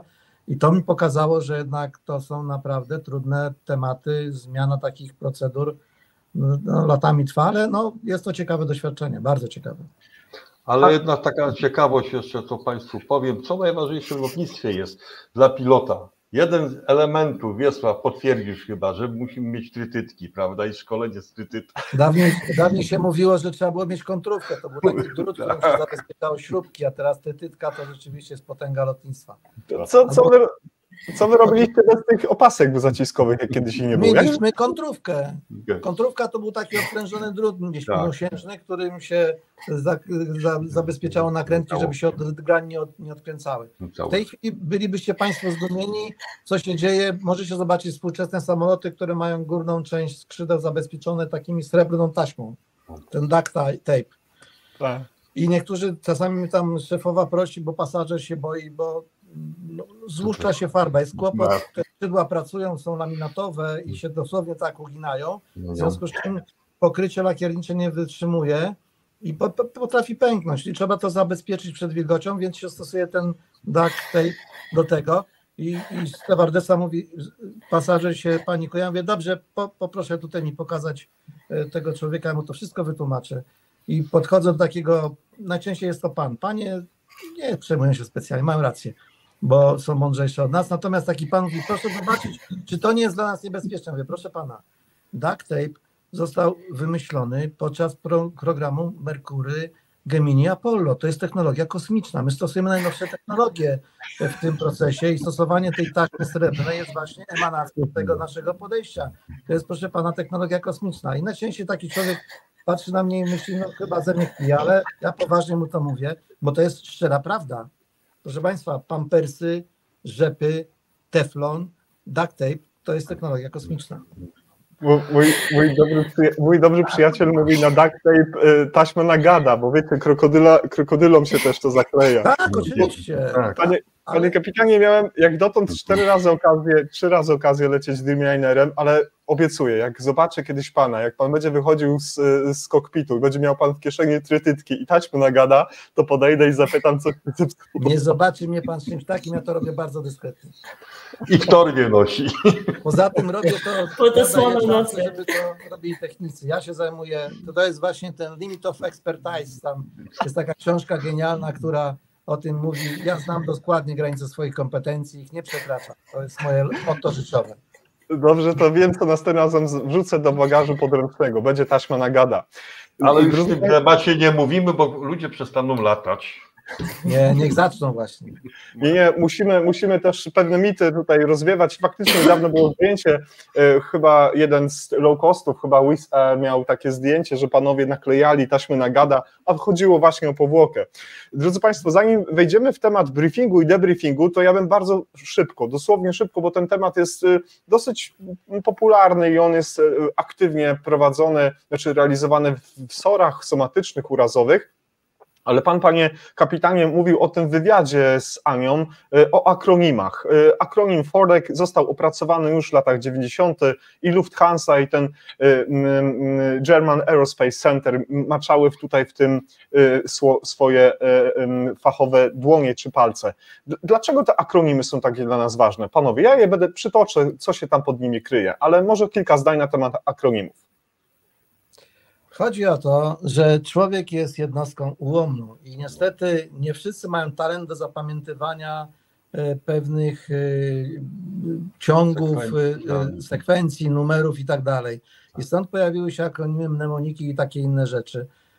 To są skróty, które się dosyć łatwo zapamiętuje, a potem łatwo je rozwinąć i dlatego je stosujemy. Celują w tym Amerykanie, to są mistrzowie świata, oni mają naprawdę mnóstwo tego. My to przejmujemy z dobrodziejstwem inwentarza, bo to naprawdę jest bardzo porządkująca rzecz w kokpicie i nie jest to, tu akurat jest rozwinięcie tego FORDEC-u, to jest bardzo, bardzo ważny dla nas skrót, bo my to stosujemy w momencie, gdy mamy sytuację awaryjną, czyli jest jakaś usterka, no to wtedy zgodnie z tym prowadzi nas to do oceny, co się stało, poprzez różnego rodzaju zagrożenia operacyjne i tak dalej, do podjęcia finalnej decyzji, co z tym robimy.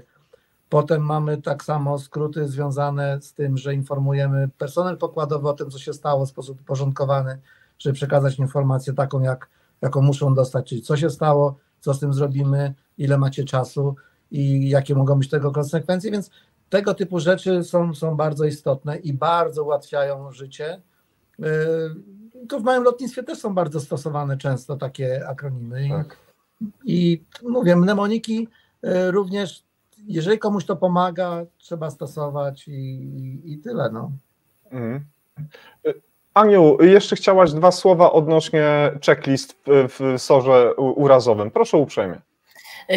W SOR-ze urazowym to też, ale ja się bardzo cieszę, że te słowa wybrzmiały z ust pana kapitana odnośnie tego, że bez względu na ten staż pracy, bo pan kapitan ma za sobą ponad 30 lat, z tego co pamiętam ponad 18 000 wylatanych godzin, to używanie tych checklist nie jest żadnym wstydem i mi się też tak wydaje, że to nie jest narzędzie, które gdzieś tam ujmuje nam wiedzę, naszym doświadczeniom i umiejętnościom, ale pozwala właśnie na tą kontrolę tych czynności, do których jesteśmy zobowiązani. I tak sobie myślę, że może takim rozwiązaniem dla nas w środowisku medycznym jest ta popularyzacja i po prostu rozwieszanie tych checklist. W każdym możliwym miejscu, że tak powiem, dostępnym, dlatego że jeżeli ktoś z tej checklisty nie skorzysta, bo powie, że na przykład nie miał czasu, żeby to sprawdzić, to my możemy się zastanowić w takim razie, jakie konsekwencje niesie za sobą to, że jakiegoś elementu z tej checklisty nie wykonaliśmy i ile na dobrą sprawę trwało odwracanie skutków tego, że czegoś nie wykonaliśmy albo wykonaliśmy to w sposób nieprawidłowy. Wydaje mi się, że ta nasza presja środowiskowa, która polega na tym, że my się cały czas wstydzimy tego, jest zupełnie niepotrzebna i to jest też coś, co gdzieś tam bardzo ciąży na tych właśnie młodych pracownikach z małym stażem pracy, bo oni cały czas się boją, że o czymś zapomną. I myślę, że te obawy są zupełnie niepotrzebne i że to jest doskonałe narzędzie do tego, żebyśmy właśnie nie musieli tych obaw mieć, takiego dodatkowego dla nas czynnika stresującego. Fajnie, dziękuję Tobie, Aniu, bardzo. Doświadczeni małżonkowie wiedzą, że nie ma nic lepszego jak checklista od żony na zakupach. Ja wtedy sobie idę i wiem dokładnie, tik, robię, dziękuję bardzo, wracam spokojny, a tak jak miałbym to sam zapamiętać i wymyśleć, to niestety nie jest trywialna czynność. To przyniósł określone tylko zakupy, prawda? Jasne. Męskie tak zwane. I to by było bardzo złe. Panowie, drodzy Państwo, kolejnym narzędziem, które należy wspomnieć i to pierwsze briefing i debriefing, o którym będzie mowa, które wynika z procedur CRM, no właśnie są te dwie kwestie. Dlaczego to jest takie ważne i jak się to powinno robić sensownie, żeby przynosiło to jak najlepsze skutki? Może od Alojzego zaczniemy tym razem. O briefingu już mówiliśmy w tym momencie. Ja to może polskie słowo użyję, odprawa. Ja to jest tak ze starego wojska, jak to się mówi, mieliśmy też briefingi, odprawy. Tu mówiło się konkretnie, co jest do wykonania, jak robimy, kto co, za co odpowiada. I to jest bardzo ważna rzecz. Ten briefing, każdy musi wiedzieć, gdzie ma swoje miejsce, co do niego należy. W załodze to nie tylko oficer, kapitan, tutaj sobie pogadają, chłopaki, tak będziemy, ale cała załoga, prawda, cały personel pokładowy, wszyscy muszą wiedzieć, za co odpowiadają w tym momencie. No oczywiście jest król, czyli kapitan, który rządzi tutaj i mówi, co ma być wykonane. Wiesław chyba potwierdzi, prawda, to jako tutaj król ostatnich swoich lotów, to powie, każdy wie. Ten debriefing, co potem, co zrobiliśmy źle, musimy omówić, co wyszło z tego, jak powinniśmy zapobiegać. To jest właśnie to, ja uważam, mówiło się kiedyś to, dzisiaj mówimy debriefing, a tutaj powtórna odprawa, to co źle wykonaliśmy, co powinniśmy poprawić, żeby zapobiec takim sytuacjom złym, niekontrolowanym i żebyśmy przewidywali bardziej więcej. Przewidywanie jest lepsze niż potem szukanie, łagodzenie skutków tego. Tak to pokrótce, po polskiemu. Panie kapitanie, a co z tym debriefingiem? Co zrobić after that? Jak należy to wykorzystać? After that zawsze robimy tak. To jest tak, bylibyście zdziwieni, że to jest dosyć sformalizowane w linii lotniczej. Mamy obowiązek przeprowadzić debriefing nie tylko po jakichś ekstremalnych wydarzeniach, ale po zwykłym locie.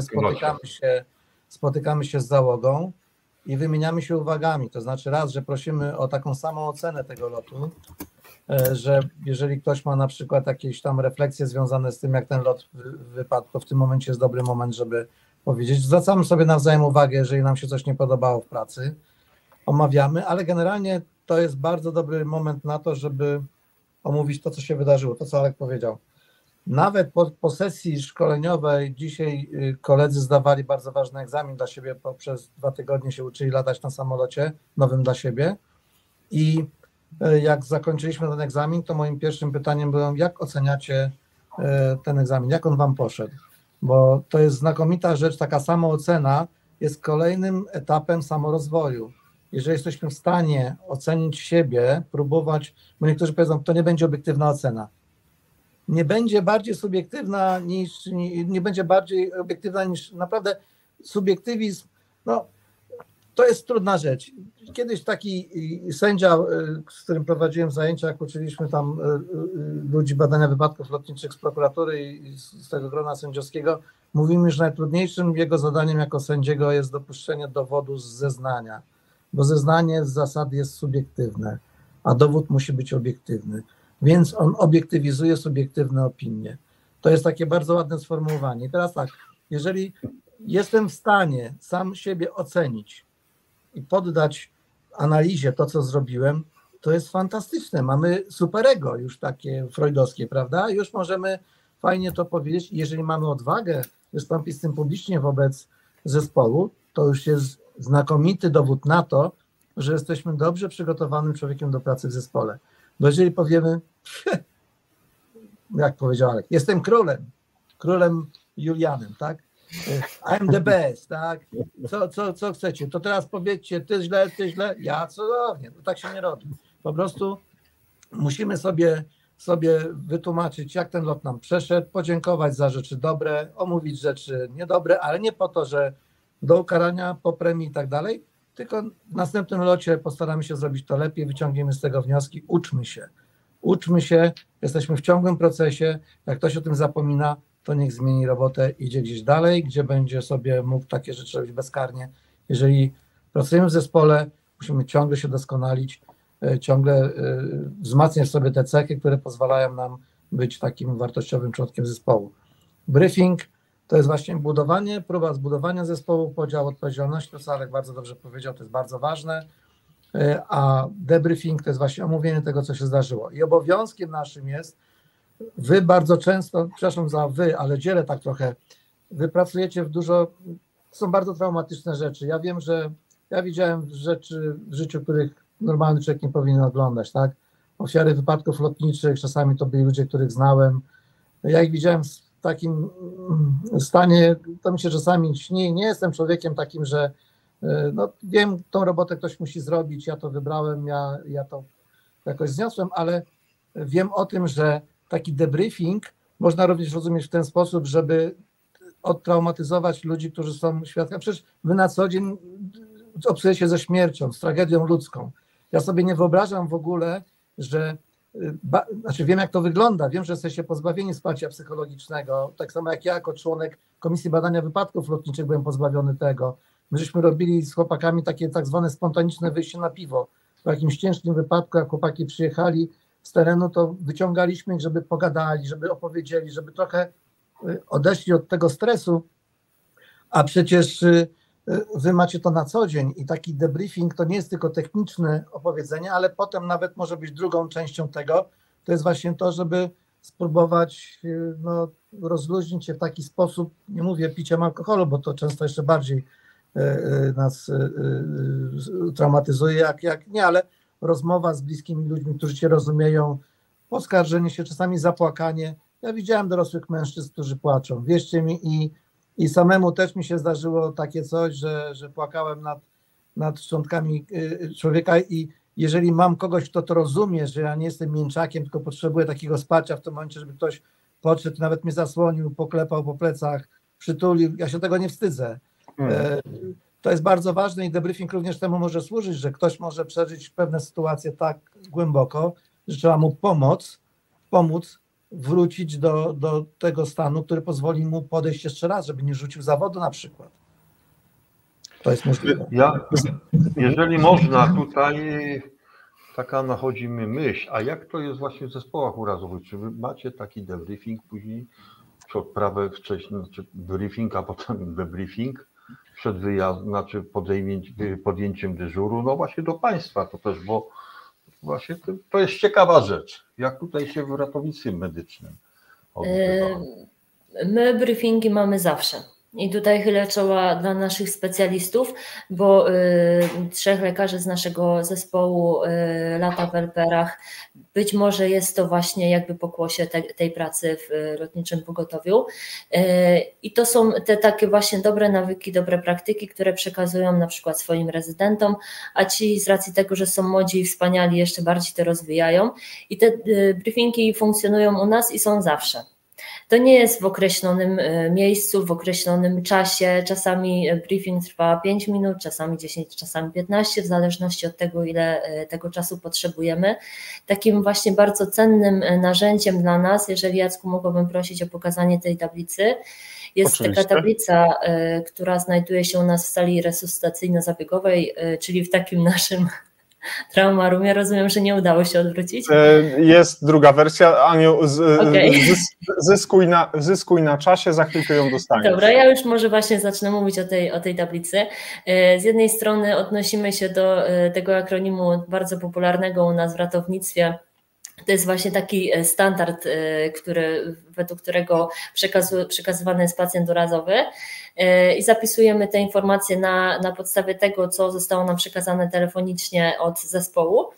bardzo fajne narzędzie, bo nawet jeżeli czegoś nie zapamiętamy, czy czegoś nie zrozumiemy, to zawsze mamy to zapisane na ścianie i zawsze możemy się do tego odwołać. Nawet jeżeli liderowi zdarzy się, nie wiem, coś ominąć, czegoś nam nie powiedzieć, a my na przykład widzimy zapisane niskie ciśnienie na tej tablicy, to możemy sobie już na przykład tam kręcić lewonor do pompy, czy coś z takich naszych ratunkowych rzeczy. A z drugiej strony ta druga część tablicy odnosi się do tych działań już w momencie, kiedy przyjmujemy tego pacjenta, czyli zapisywanie tych pierwszych parametrów wyjściowych, zapisywanie czasu dotarcia, czasu przekazania na CT na przykład. Czyli te wszystkie z naszego punktu widzenia najcenniejsze informacje, to jest taki zbiór informacji, które później możemy wykorzystać na przykład w celu tworzenia dokumentacji medycznej i to są informacje, które właśnie dają taki fajny pogląd liderowi na to, jak ta sytuacja wygląda. Może Jacku, ja już chyba powiedziałam na temat tej tablicy, więc myślę, że nie będziemy się za wszelką cenę doszukiwać tego zdjęcia i go obracać.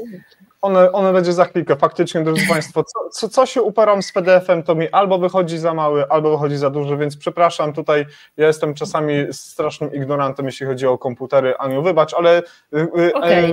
za chwilkę ten akronim zostanie skopiowany i wysłany przez panią sekretarz do naszego czatu i tam będziecie Państwo mogli sobie to obejrzeć. Ja postaram się jeszcze to naprawić. Nie wiem, co się dzieje. Zapisuję mi normalnie plik PDF-u, pokazuję Państwu, jest do góry nogami, ale mam nadzieję, że to tylko jakieś takie problemy. Ja też jestem ciekawa i tutaj może można by było zaangażować widzów w to pytanie, czy rzeczywiście to jest taki standard dla Centrum Urazowego, czy to funkcjonuje tylko u nas, natomiast narzędzie bardzo przydatne, szczególnie z punktu widzenia, myślę, że lidera, ale nas jako zespołu, że wszystko widzimy, wszystko mamy odnotowane.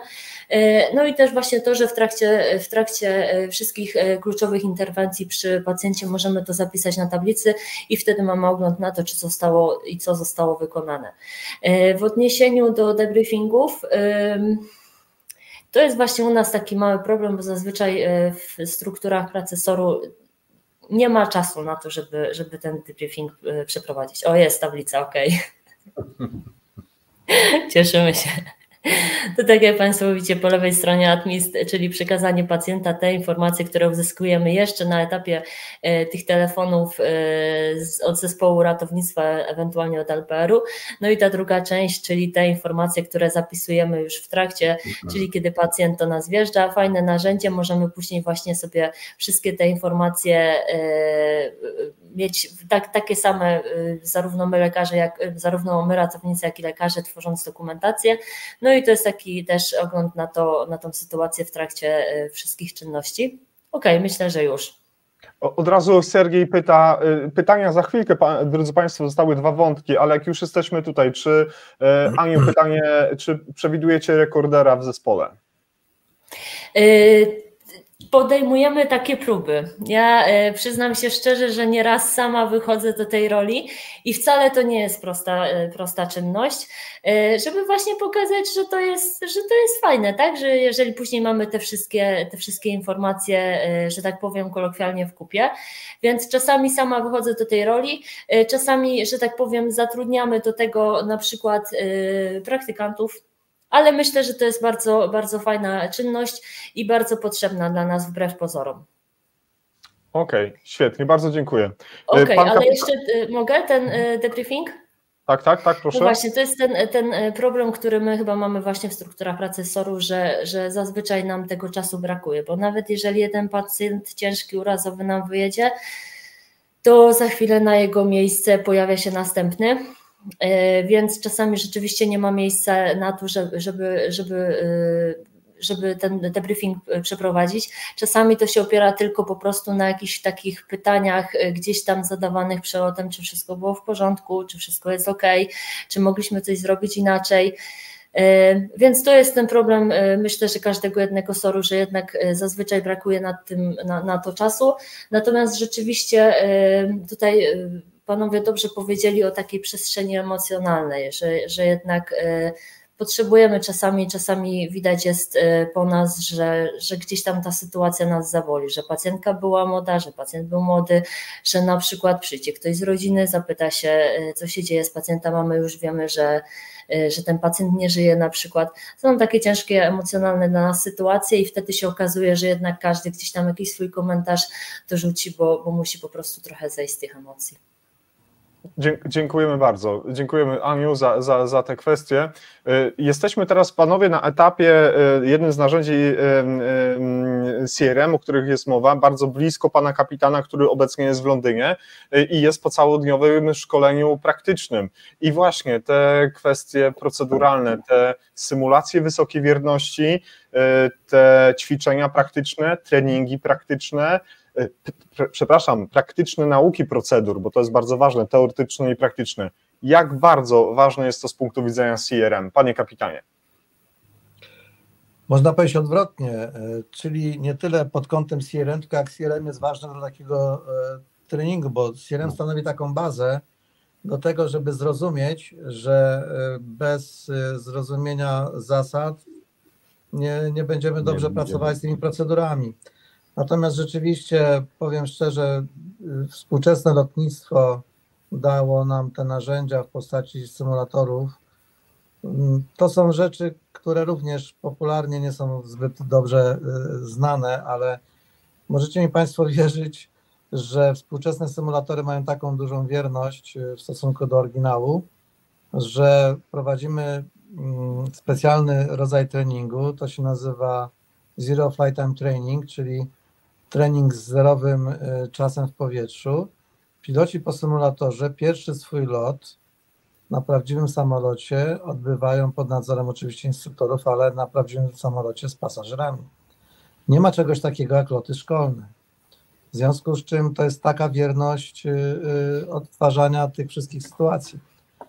Wizualizacja, przeciążenia, hałas, to wszystko, już nie mówię o przyrządach, o tam innych rzeczach, jest to 1:1 do samolotu, stąd możemy z czystym sumieniem później takiego studenta posadzić w prawdziwym samolocie, już dalej latać z pasażerem. Pasażerowie na tym nie cierpią, bo taki pilot jest jakby obudowany załogą formalną, jest instruktor, jest safety pilot na pokładzie, więc pilnujemy tego, żeby lot odbył się bezpiecznie.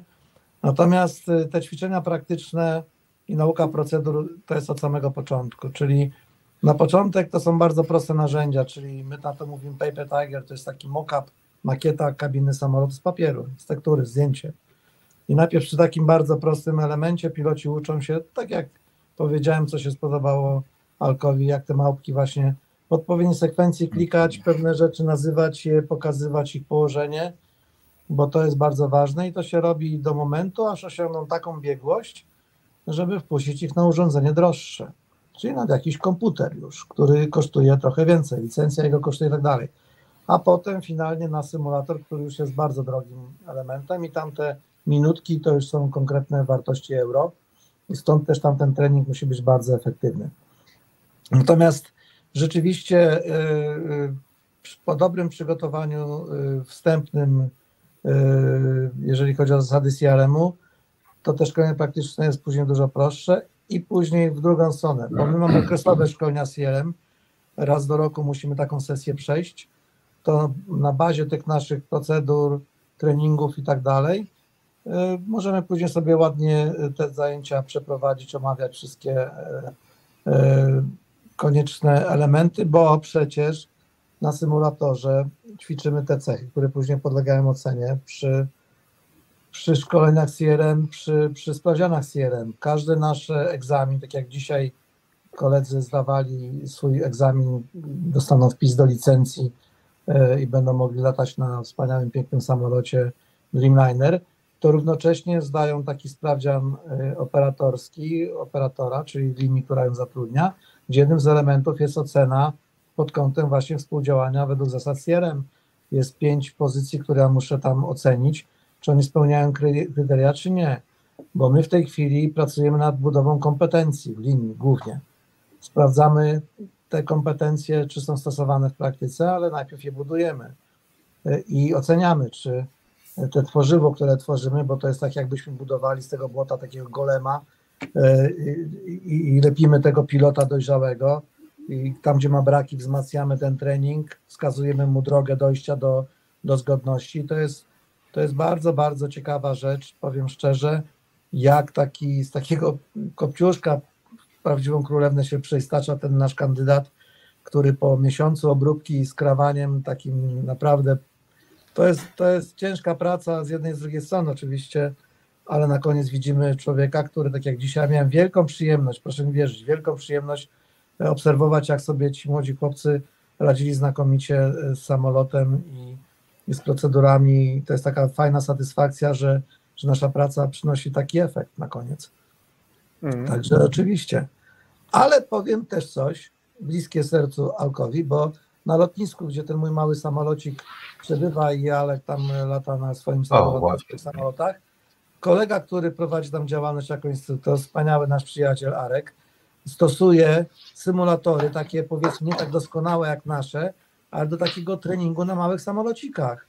Ludzie, którzy tam zaczynają latać, mają szansę na takim flight simulator sobie usiąść, pobawić się troszkę tym samolocikiem przed wejściem do prawdziwego samolotu i już nawet na takim prostym etapie, wydawałoby się, można znakomicie ułatwić pracę instruktorowi i pokazać, że jak te rzeczy się stosuje. Naprawdę to jest super. Ja chylę czoła przed pomysłem, żeby to robić, bo pierwszy raz w życiu zobaczyłem praktyczne zastosowanie symulatora w tak prostym, wydawałoby się, szkoleniu jak szkolenie na podstawowym, prostym bardzo samolociku. Znaczy ja może dodam kilka słów tutaj, nasi studenci właśnie to robią i to jest 30%, można proszę Państwa powiedzieć, można by było skrócić czas szkolenia do tej pierwszej świadectwa kwalifikacji tych pilotów. To niestety nie są dopuszczone te symulatory na razie jako to profesjonalne, ale dam już inny przykład, przyjeżdżają do nas też i piloci różni, i liniowi, i latają na tym, wejdą. Powiem Państwu, sytuacje śmieszne nieraz, niektórzy mówią, tak głowa pokręcona, że trudniej to się lata niż prawdziwym samolotem. Taka jest prawda. Sami to stwierdzają.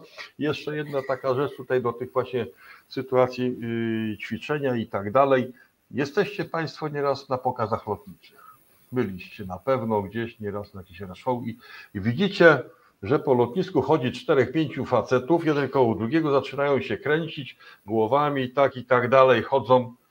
O co tu chodzi? Każdy mówi, ktoś pierwszy raz zobaczy, no faceci zwariowali ci piloci, tak? Oni ćwiczą, to jest synchroniczne latanie, prawda? Jakieś zespoły akrobacyjne i to jest ćwiczenie, to jest właśnie też współpraca w załodze, żeby nie było sytuacji, żeby się ci ludzie nie pozabijali, żeby nie było wypadku lotniczego. To jest właśnie tak samo ta współpraca w załodze między innymi. Taki przykład tutaj daję. No. Zwróćcie uwagę, jak będziecie kiedykolwiek mieć na pokazach lotniczych, jak to wygląda, no żeby nie doszło też do takiej sytuacji, jak mieliśmy w Płocku, pamiętamy, Wiesław znał też dobrze, przecież Marka Szufę, co się wydarzyło, prawda, z Wojtkiem, co latali, no. W takiej sytuacji też mogą dojść, ale to są właśnie te błędy ludzkie, to jest właśnie to. Bardzo, bardzo za to dziękuję. Tutaj rozmawiamy z Anią w naszym prywatnym czacie, co dalej, żeby nam nie uciekły jeszcze rzeczy. Może kilka zdań. Panowie już wcześniej o tym mówiliście, chyba zdaje się pan kapitan wspomniał o zarządzaniu tą informacją zwrotną, to co powinniśmy poprawiać. Chcielibyśmy zapytać o rejestr działań niepożądanych. Pan mówił, panie kapitanie, że nieustannie się zapisuje wszystkie misje, etapy z realizowanych misji. Ania podnosi rękę, proszę cię bardzo, Ania. Mogę jeszcze tylko się odwołać do kwestii tych szkoleniowych i symulacyjnych? Oczywiście. My rzeczywiście w naszym środowisku medycznym nie mamy takich jasno określonych systemowych rozwiązań, natomiast pamiętajmy, że zawsze możemy je wprowadzać w ramach własnego, że tak powiem, podwórka i tutaj też naszym takim pomysłem było powołanie takiego naszego treningowego trauma teamu w oparciu właśnie o naszych lekarzy rezydentów, o nasze koleżanki, kolegów, którzy chcieli brać w tym udział. Doskonałe narzędzie, polecam każdemu, fajne, żeby po pierwsze przećwiczyć te procedury, bo pamiętajmy, że nie wiem, czy panowie się zgodzą, ale chyba nie ma złych procedur, bo jeżeli procedura jest zła, to znaczy, że nad nią trzeba usiąść i trochę nad nią popracować i ją zaktualizować do tego, żeby ona była dobra, więc to jest fajny moment na to, żeby popracować właśnie na procedurach. do tego, żeby ewentualnie wprowadzić jakieś zmiany w nich. Fajny moment, żeby się zgrywać w zespole, żeby sobie zrobić takie wszystko super tak jak należy, czyli zrobić ten taki poważny, dłuższy debriefing, na którym nam zależy. I dlatego mówię, to jest narzędzie, które polecam każdemu. Nie musimy mieć super symulatorów, tak jak panowie takimi dysponują. Możemy to zrobić właśnie w jakiejś takiej dowolnej, pustej sali, zająć ją i tam sobie poćwiczyć.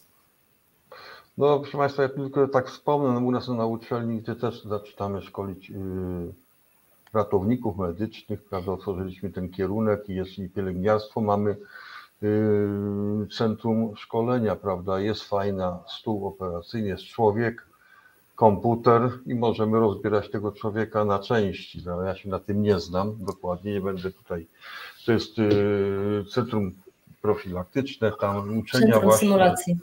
Tak, centrum symulacji. Ja się dziwię, że szpitale te kliniczne nie posiadają takowych, gdzie powinni właśnie ratownicy być szkoleni w tym zakresie. No. Szpitale kliniczne nie do końca to jest tak, że nie posiadają takowych centrów symulacji, ewentualnie mogą z nimi współpracować. To jest u nas, myślę, że wszystko kwestia jak najbardziej chęci, aniżeli tego, jakie środki posiadamy jednak. Tutaj zachęcam Państwa do tego, żebyście zajrzeli do odcinka, który był przygotowany przy współpracy z Lardan Medical Poland i tam Michał Żyła, który opowiadał o symulatorach wysokiej wierności. Dlaczego symulator potrafi kosztować po kilkaset tysięcy złotych, bo to jest tak skomplikowane urządzenie, o którym tu mówił przed chwilą pan kapitan, fala tętna, zmieniające się źrenice, poszerzające, zwężające, potliwość powłok skórnych i tak dalej, wymaga jednak wysokich technologii, więc ja myślę, że coraz lepiej jest w tym naszym systemie polskim, jeśli chodzi o zapewnienie tego treningu, ale nadal pytanie, czy nadal chcemy się uczyć i ćwiczyć tak chętnie. To już jest inna rzecz, którą również Państwu dzisiaj też zostawiamy. Takiej własnej oceny. Kiedy ostatnio byliście w sali treningowej, żeby trochę pouciskać, bo to też jest ważne, żeby wracać do podstaw. Bo to niby takie proste. Bo to niby takie proste.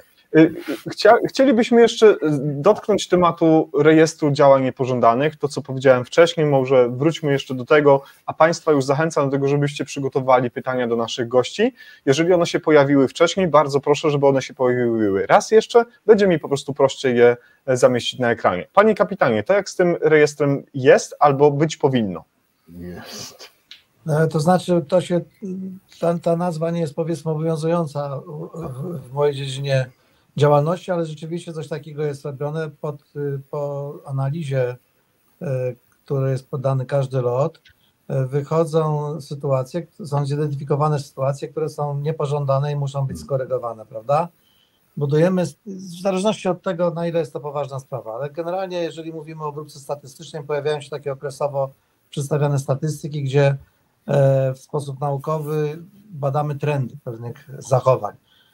Żeby Państwu również uzmysłowić, jaka jest to dokładność badania, to w tej chwili przeszliśmy z procentów na promile, ponieważ jak żeśmy badali na 100 operacji pewne, czyli 100 lądowań, startów, 100 lotów, występowanie pewnych niepożądanych rzeczy, to nam wychodziło zgodnie ze statystyką na brak takich działań, bo to był 1% na przykład. I żeby badać trend, rozciągnęliśmy tą oś ze 100 na 1000, żeby w ogóle obserwować zjawisko. I my mamy taką listę, to jest bardzo długa lista, bo to jest dosyć skomplikowana rzecz, żeby ją dobrze przeprowadzić, taki lot. I mamy kilkadziesiąt pozycji, które są poddawane ocenie i mamy oczywiście pewne wskaźniki alarmowe. One wynikają z doświadczenia naszego, gdzie ustawiliśmy te progi z dużym zapasem, jako takie, które muszą budzić naszą reakcję. Nie czekamy na to, aż się tym zainteresujemy, tylko takie przekroczenie progu alarmowego generuje natychmiastową konieczność wykonania jakiejś akcji. Natomiast cały czas jest taka analiza, każdy z pilotów dostaje informację o tym, co poszło nie tak i musi się do tego jakoś odnieść, czyli swoją opinię na ten temat przekazać naszemu działowi bezpieczeństwa. Z drugiej strony, jeżeli jest to rzecz wymagająca korekty, to oczywiście stopniujemy działania profilaktyczne, czyli Może to być rozmowa z instruktorem, trening symulatorowy, bardzo często jakaś kontrola wykonywanych czynności na pokładzie samolotu i tak dalej, ale coś takiego musi być. To nie jest tylko tak, że klepiemy się po plecach i mówimy super, dowieźliśmy, latamy punktualnie, oszczędzamy paliwo, czyli prezes zadowolony, bo nie wydał na nas za dużo pieniędzy, pasażer trafił do celu. Nie. My jeszcze patrzymy, w jaki sposób to żeśmy zrobili, w jaki sposób ten wynik dowieźliśmy, bo to są oczywiście rzeczy oczywiste. Bez tego na końcu, żeby się kasa zgadzała, bo jest taki żart, dlaczego samolot lata? Dlatego, że pasażer płaci bilet. Nie ma innej zasady fizycznej. Nie ma tam prawa Bernoulliego, siły nośnej, to nie istnieje, proszę Państwa, tego nikt nie widział. A kasę w kasie każdy zobaczy, więc my musimy zadbać przede wszystkim o to, żeby klient do nas wrócił do linii bezpiecznej, nie z legendą, tylko linii, która naprawdę nie ma wypadków za sobą, nie ma jakichś wtop, które są jakoś dramatyczne i tak dalej. Musimy o to dbać, bo to jest droższe od pieniędzy. I dlatego to robimy. Ja jestem dumny z tego, bo w czasach, nie dlatego, że to było w czasach, kiedy ja byłem dyrektorem bezpieczeństwa przez kilka dobrych lat, ale miałem wtedy szczęście, że budowaliśmy taki bardzo nowoczesny system w oparciu o polskie rejestratory parametrów lotu, które tworzyła firma ATM. W tej chwili ta firma już nie działa w lotnictwie, bo niestety, jakby to powiedzieć, polityka weszła do ich działań. Nasza komisja badająca wypadek w Smoleńsku bazowała na rejestratorach tej firmy, w związku z czym kolejna władza stwierdziła, że w tej sytuacji wykluczają tą firmę z rynku i teraz te rejestratory, lotnicze rejestratory jeżdżą tramwajami, pociągami, metrem nie tylko w Polsce, ale na Węgrzech, w Czechach i tak dalej. Ten system z lotnictwa przełożyli właśnie do tego typu działalności, sprzedali ten produkt z sukcesem w dużej ilości krajów europejskich, sprzedając produkt lotniczy. Znakomicie to się sprzedało, bo to naprawdę jest rewelacyjna metoda. To jest rzecz, która kosztuje jakieś pieniądze, wcale nie takie duże, bo lotnictwo generalnie to jest bardzo droga impreza po stronie kosztów. Natomiast efekty są niesamowite, proszę mi wierzyć. Ja bym musiał Państwu pokazać statystykę, żebyście mi uwierzyli, ale ja nie chcę tutaj reklamować za bardzo firmy, dla której w tej chwili pracuję, ale czemu nie z drugiej strony? Płacą pieniądze, żywią mnie, bronią i tak dalej, ubierają w dodatku, wysyłają do Londynu na bardzo miły pobyt tutaj tygodniowy. To muszę Wam powiedzieć, że niech się tuzy, bo my mamy takie stereotypy, KLM, Air France, Lufthansa, niech się schowają. Proszę mi wierzyć. Parametry naszej firmy są rząd wielkości lepsze, nie dlatego, że piloci są lepsi, bo to jest bzdura. Piloci są bardzo dobrzy. Nie są lepsi od innych, bo Polacy nie są lepszymi pilotami od pilotów niemieckich, angielskich, że tak się wyrażę, ale chodzi o to, że metoda przyjęta u nas jest niezwykle nowoczesna i miałem wielką frajdę w 1997 roku, jak pojechałem pierwszy raz do Ameryki na takie spotkanie osób zajmujących się bezpieczeństwem i tam dowiedziałem się, że Amerykanie stworzyli nowy system analizy danych. I popatrzyłem na kolegę, z którym tam się pojawiłem, mówię, ale przecież my to mamy. Tylko u nas się to inaczej nazywa. On mówi, no. I jak pierwszy raz przyjechali do nas koledzy ze Stanów zobaczyć, jak my to mamy, to im po prostu szczęki opadły. Widziałem pierwszy raz, bo wiecie, Amerykanów się tak określa troszkę czasami, wiecie, jak oni są, prawda? Oni są lepsi, więksi, mądrzejsi, bogaci, zawsze, nie? Ręka w kieszeni, dziom, i przychodzą i takim protekcjonalnym tonem, co taka Polska, co to w ogóle jest? Wy tam z tyłu za murzynami. Jak zobaczyli, co się u nas dzieje, to po prostu ten pan patrzył w monitor i nie wierzył. Nie wierzył, że można w taki sposób realizować bardzo nowoczesny, efektywny kosztowo, bardzo skutecznie realizować tego typu politykę. Nie musimy się jako Polacy wstydzić niczego. Mamy know-how, mamy zapał, mamy kompetencje, nie jesteśmy głupi, jesteśmy odporni jak Prusak. Naprawdę nie musimy się tego wstydzić, wykorzystajmy to sobie i nie miejmy żadnych kompleksów. Ja się już wyleczyłem z tego, nie mam fałszywej skromności, nie mam żadnych kompleksów, mamy pewne problemy, jak to firma tej wielkości, ale jeżeli chodzi o know-how, o sposób prowadzenia działalności, jesteśmy absolutnie na poziomie światowym i nie jesteśmy jedynym przykładem tego, jak w Polsce pewne działania są robione.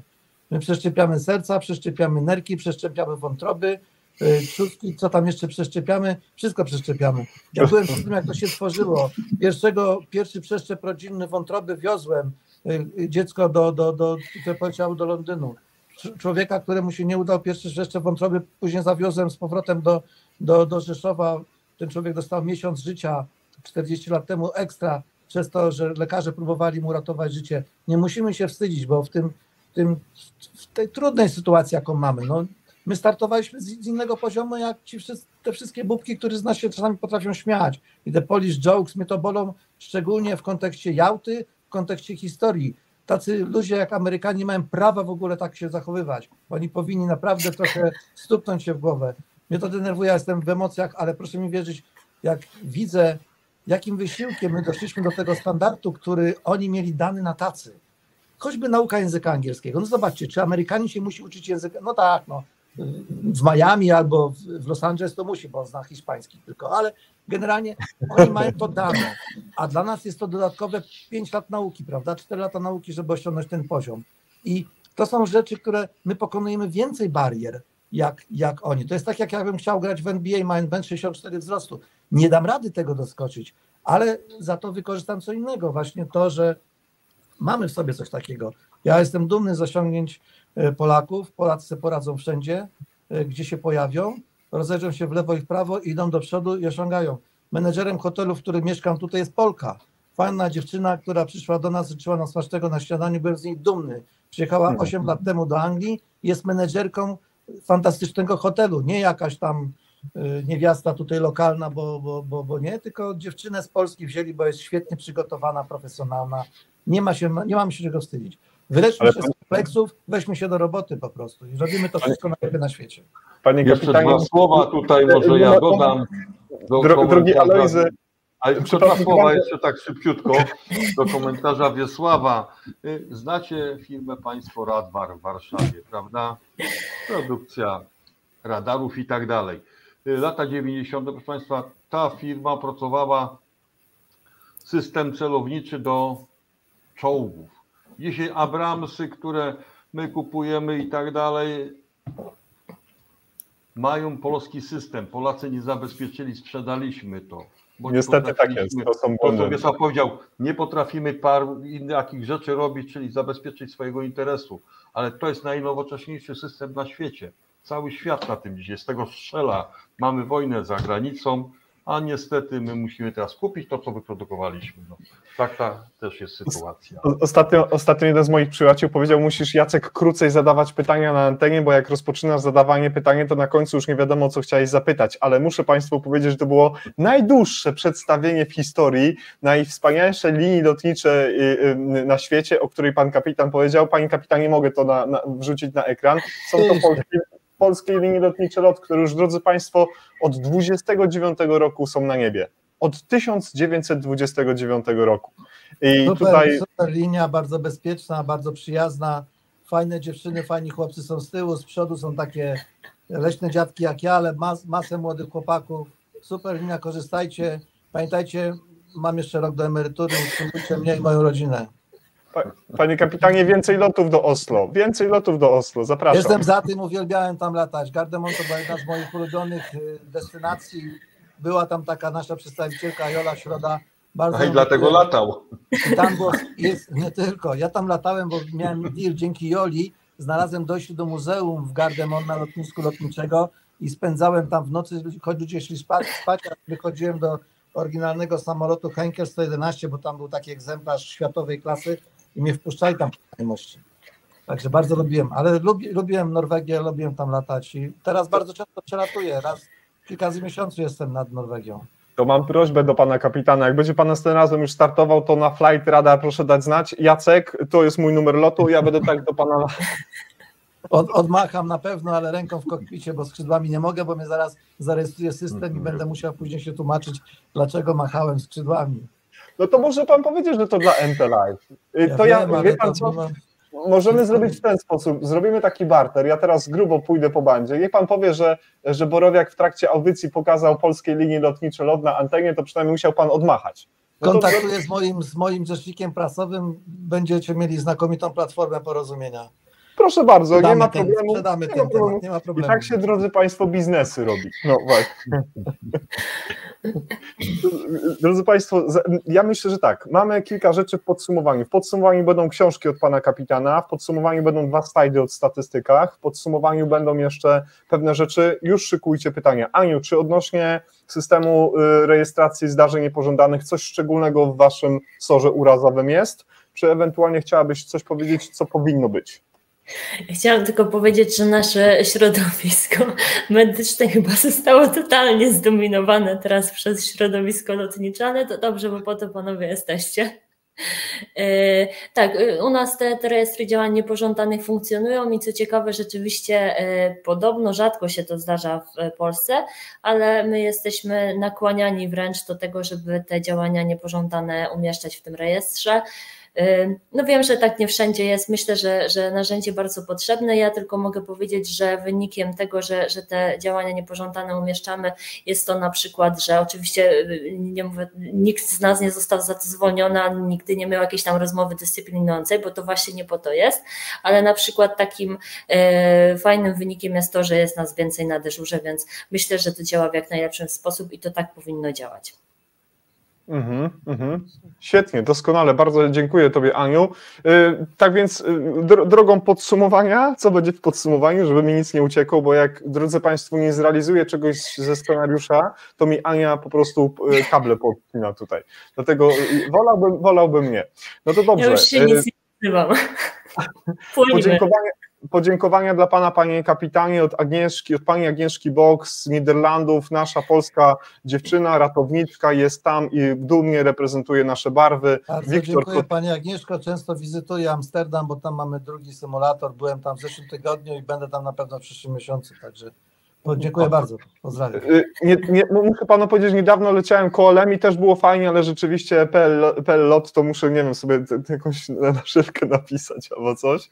I jest też z nami Pan Wiktor Kotwica, który skomentował chyba najładniej Pańskie słowa. 3 flagi polskie biało-czerwone zostały przez Pana Wiktora zamieszczone.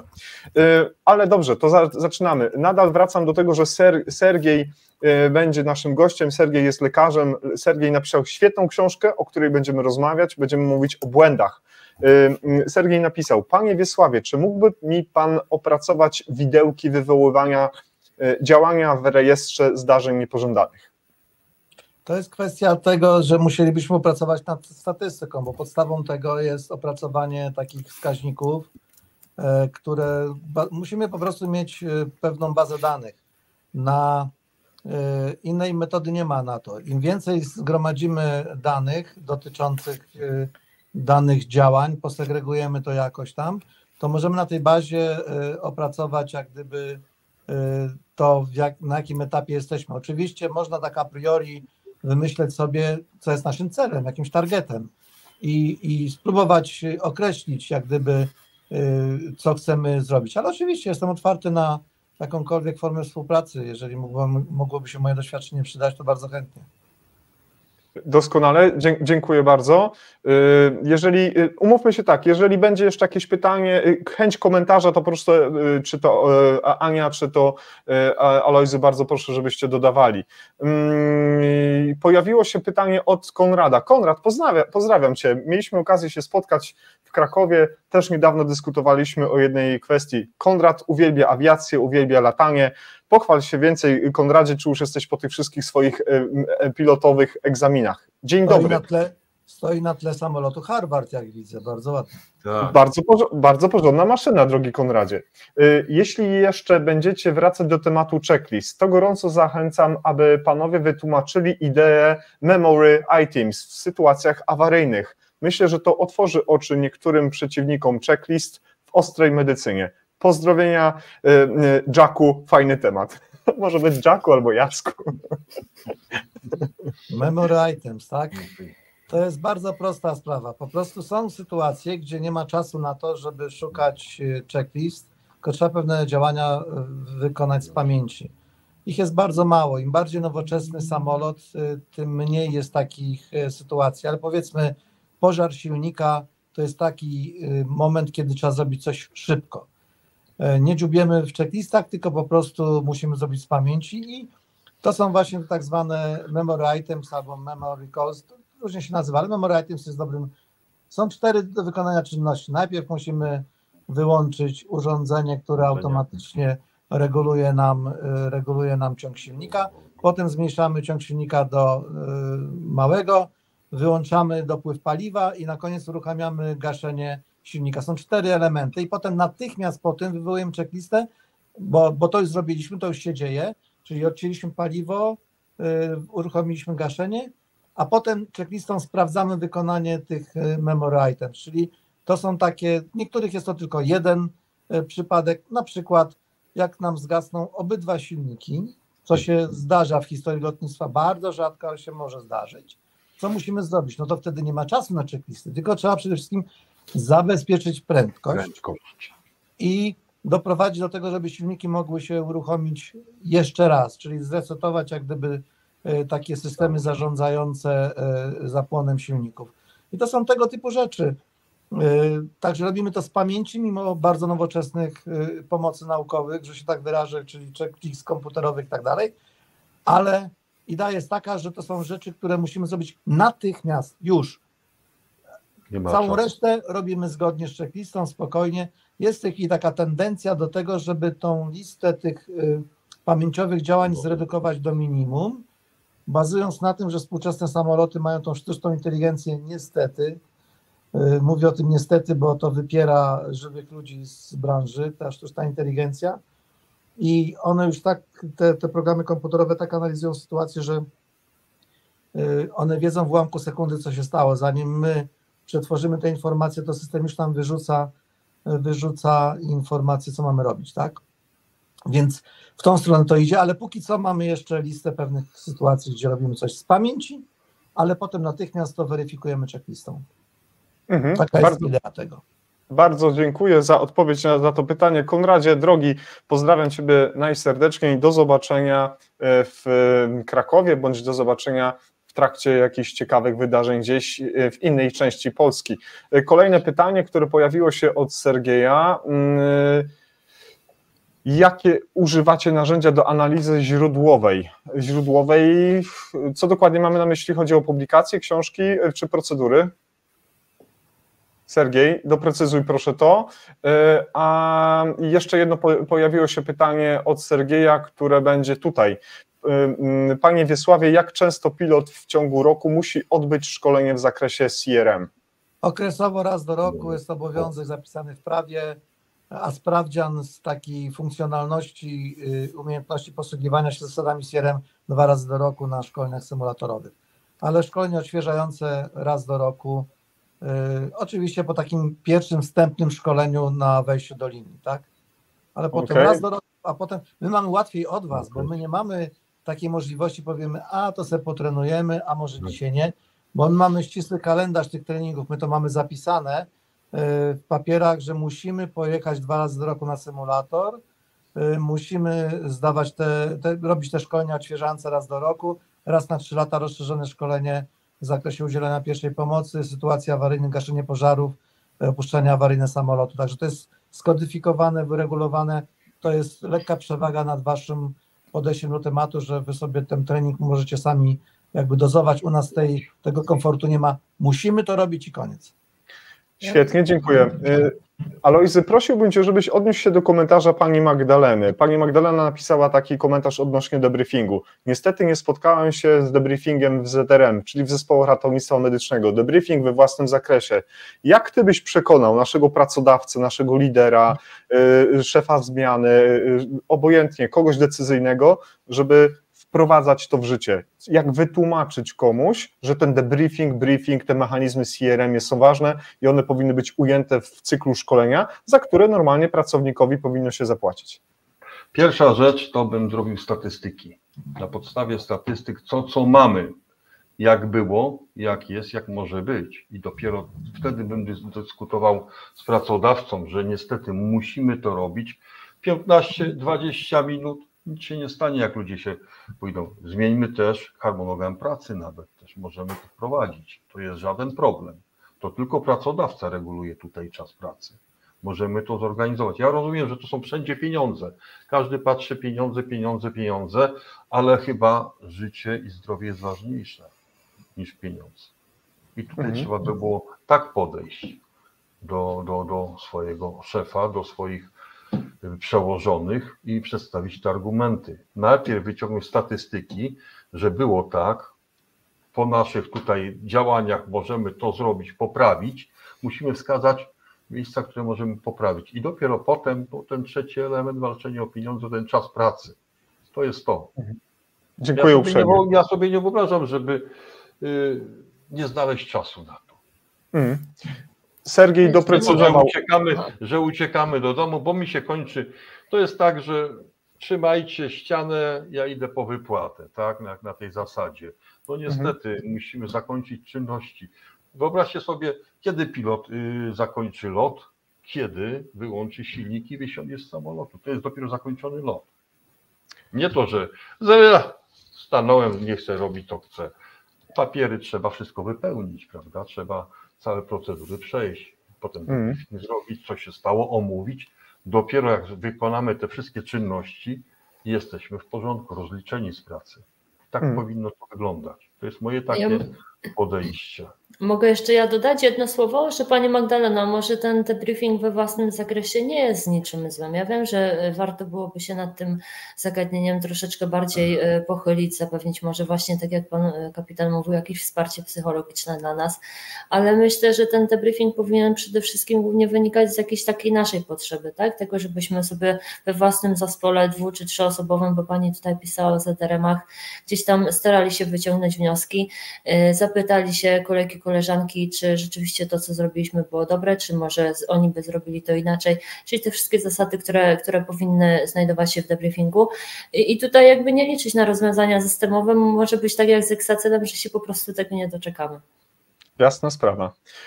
Jest uprecyzowana informacja od Sergieja, analiza zdarzeń niepożądanych, katastrof. Myślę, że panowie wiedzą, o czym mowa. Metoda 5W Shell, czy co polecacie?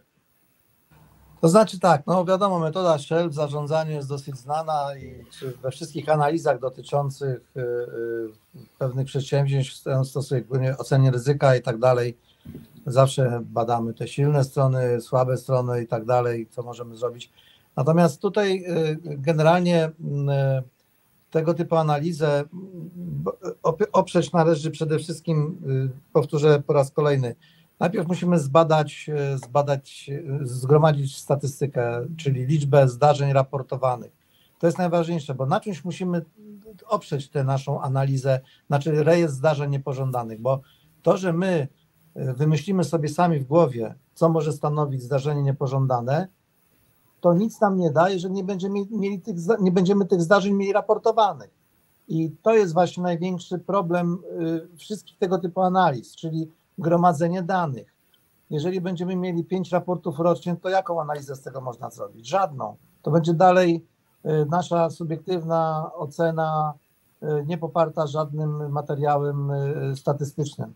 Dopiero wtedy, gdy wprowadzimy odpowiedni system raportowania, czy to dobrowolnego, czy obowiązkowego, tego typu sytuacji, to dopiero wtedy możemy mówić o budowaniu jakiejkolwiek analizy tego elementu. Jeżeli nie będziemy mieli rejestru tego typu sytuacji, niczego nie zbudujemy. Także moim zdaniem to jest na samym początku, a potem narzędzia można znaleźć różne, jakie się chce.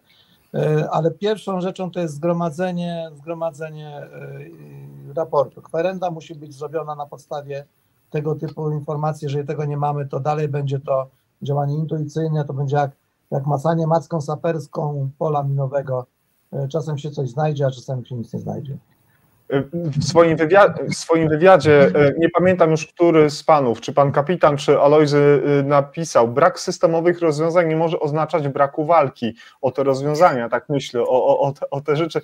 To Ania tutaj, może to Ania była autorką tych słów, ale wyciągnąłem to gdzieś. Aniu, to chyba ty się uśmiechasz, tak? To są twoje słowa? No. Tak. No to fajnie, to dziękuję ci bardzo, że mnie poprawiłaś, bo rzeczywiście nie patrzmy, drodzy państwo, na pewne rzeczy, których nie ma, ale powinniśmy o nie tutaj walczyć i Ania jest ku temu, znaczy idealnym przykładem. Przygotowała dzisiejszy scenariusz i jestem za to zadowolony. Mogłabym się odnieść do tych właśnie systemowych rozwiązań. To jest tak, że my bardzo często właśnie w naszym środowisku na nie czekamy i później w ostatniej chwili dowiadujemy się, że coś nie przechodzi. Takim przykładem może być chociaż RSI, czy właśnie ten Excel, na który czekamy od wielu lat, ale on nadal się nie pojawia. Więc pytanie, czy my mamy czas na to, żeby popełniać te błędy, żeby robić coś niedbale, bo poczekamy właśnie na te rozwiązania systemowe. Rozwiązania systemowe są fajne, mogą być fajne, ale pod warunkiem, że one będą się opierać na takiej bardzo dużej odpowiedzialności osób, które te rozwiązania na nas narzucają. Ja poprzez tą odpowiedzialność rozumiem, że zapewnienie nam takiego zaplecza szkoleniowego, poprzez właśnie wymyślenie takich narzędzi, opracowanie takich narzędzi, dzięki którym my będziemy wiedzieć, czy te narzędzia wykorzystujemy w sposób prawidłowy i jaki one mają skutek w naszej pracy, jaki przynoszą skutek, czy to jest skutek rzeczywiście taki, że poprawia się jakość opieki nad pacjentem. Bo jeżeli to będzie taka sztuka dla sztuki, to obawiam się, że w odniesieniu do tych CRM-ów mogłyby zadziałać w sposób paradoksalny, czyli mogłyby po prostu zniechęcić nasze środowisko do stosowania tego. Jeżeli byśmy nie wiedzieli, jak mamy to robić, co to jest, po co to jest, ktoś mógłby się czuć urażony, ktoś mógłby powiedzieć, że to jest podważanie właśnie kompetencji medyków zupełnie niepotrzebnie. Ja myślę, że tutaj powinniśmy się skupić jak najbardziej na budowaniu takiej kultury bezpieczeństwa w oparciu o te narzędzia, o których panowie mówią, korzystać z tej wiedzy lotniczej, korzystać z książek, z publikacji, które są na ten temat, spotykać się, rozmawiać, tak mniej więcej jak dzisiaj. Super przykładem jest Ratunkowa w Roztoce i ich szkolenia z CRM-ów. Kolejnym świetnym przykładem, to chyba w ciągu ostatnich dosłownie kilku dni, jest Centrum Symulacji w Zabrzu i ich też szkolenia w zakresie CRM-ów, więc takie rzeczy już się dzieją. Po prostu chodzi o to, żebyśmy tą ideę jak najbardziej propagowali i żebyśmy gdzieś tam te elementy po kolei, po trochu przenosili do swojego środowiska pracy i zachęcali swoje koleżanki, kolegów do tego, żeby rzeczywiście z tego korzystać. Uprzejmie dziękuję. Od najlepszych benchmarking, prawda? Pojawiły się jeszcze dwa techniczne pytania do panów, ale jest jeszcze do Ani. Memory items bardzo pożądane. Pani Aniu, czy to w centrum urazowym nie jest BLS, czy w centrum urazowym są inne takie wypracowane procedury, na przykład przez szkolenia, które każdy wie, kiedy wdrążyć? I to pytanie jest od naszej zaprzyjaźnionej Katarzyny Bielat.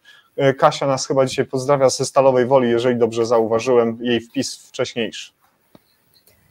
Sekundę, zapoznam się z tym pytaniem. To znaczy my mamy szkolenia z zakresu BLS i te szkolenia są obowiązkowe dla całego personelu i te szkolenia odbywamy raz w roku i rzeczywiście ten BLS jest stosowany w momencie, kiedy nie mamy pod ręką sprzętu, ani nie możemy się zgrać w zespół, więc nie wiem, gdybyśmy szli korytarzem i zobaczyli, że gdzieś tam doszło do zatrzymania krążenia, to wtedy jak najbardziej BLS, no i aktywowanie zespołu, żeby ktoś tam przyszedł pomóc. Natomiast normalnie jedziemy ALS, tak, czyli zaawansowane czynności ratunkowe. To, co możemy zrobić na miejscu, zabezpieczyć pacjenta, to robimy i przewozimy go na salę resuscytacyjno-zabiegową, czasami w pełnym oprzyrządowaniu z całym sprzętem. Uprzejmie dzięki. Pytanie jeszcze od Sergieja. Sergiej dzisiaj wyjątkowo jest aktywny. Rozumiem, że robisz, Sergiej, rozgrzewkę przed twoją obecnością. Jak często pilot musi odbyć szkolenie z zakresu CRM w ciągu roku? Pytanie do medyków, kiedy ostatnio miałeś certyfikowane szkolenie z BLS ALS? Wydaje mi się, że podobno już było o czas, ale może panowie uściślicie te daty. Powtórzę, bo już mówiłem o tym. Szkolenie z CRM się robi raz w roku obowiązkowo, 2 razy do roku jest sprawdzian stosowania tego CRM-u i to nie jest sprawdzian na ocenę, tylko po prostu oceniamy kompetencje, które są kształcone, bo z tego się nie zdaje egzaminu, prawda? To jest przedmiot, który nie podlega takiemu zaliczeniu. Natomiast druga część, to już pani Ania. BLS odbywamy, tak jak mówiłam, raz w roku i to jest szkolenie wewnątrzszpitalne. Obecnie wykonuje te szkolenia firma zewnętrzna, natomiast jeżeli chodzi o ALS, to 2 lata, tak? 2 lata mniej więcej trwa proces tych certyfikowanych, ważności certyfikowanych tych szkoleń. Dziękuję bardzo i wydaje mi się, że ostatnie pytanie w części Q&A, jeżeli jakieś pominąłem, to dajcie znać, drodzy Państwo. Pytanie jest od naszego stałego widza, naszego stałego słuchacza Marka Wojewody. Marku, bardzo serdecznie Cię pozdrawiam i trochę może Marek powiedział, że trąci prywatą, ale na prywatę też jest miejsce i czas w Entelive. Mam pytanie do panów Wiesława i Alojzego. Mój 13-letni syn ma, żeby zostać pilotem. Z racji wieku jeszcze jest za młody na rozpoczęcie swojej drogi. Ukośnik Aeroklub. Obecnie lata jak może, czyli pasażer Wizera. W tandemie na paralotniach, drugi pilot, Cessny w lotach widokowych i tym podobne. Ale ostatnio zaskoczył mnie swoimi poważnymi przemyśleniami, wątpliwościami. Otóż stwierdził, że obawia się, czy da sobie radę ze stresem spowodowanym odpowiedzialnością za statek powietrzny, załogę i pewnie pasażerów. Więcej się nie zmieściło, Marku. Panowie, proszę o odpowiedź. Ja może tutaj pierwsze odpowiem. Dzisiaj wiadoma rzecz, że latanie nie jest tanie. To trzeba powiedzieć. Kto ma pieniądze, to może wyszkolić się bez problemu, ale 13 lat, niedługo skończy 17, będzie 18. Zapraszamy do nas na studia. Do nas do uczelni Akademii Nauk Stosowanych Batorego w Skierniewicach, gdzie za darmo zostanie wyszkolony jako, na razie do tego małego lotnictwa, pilot samolotu ultralekkiego i mechanik obsługi tych poświadczeń, obsługi tych samolotów, a później dalej ma drogę otwartą.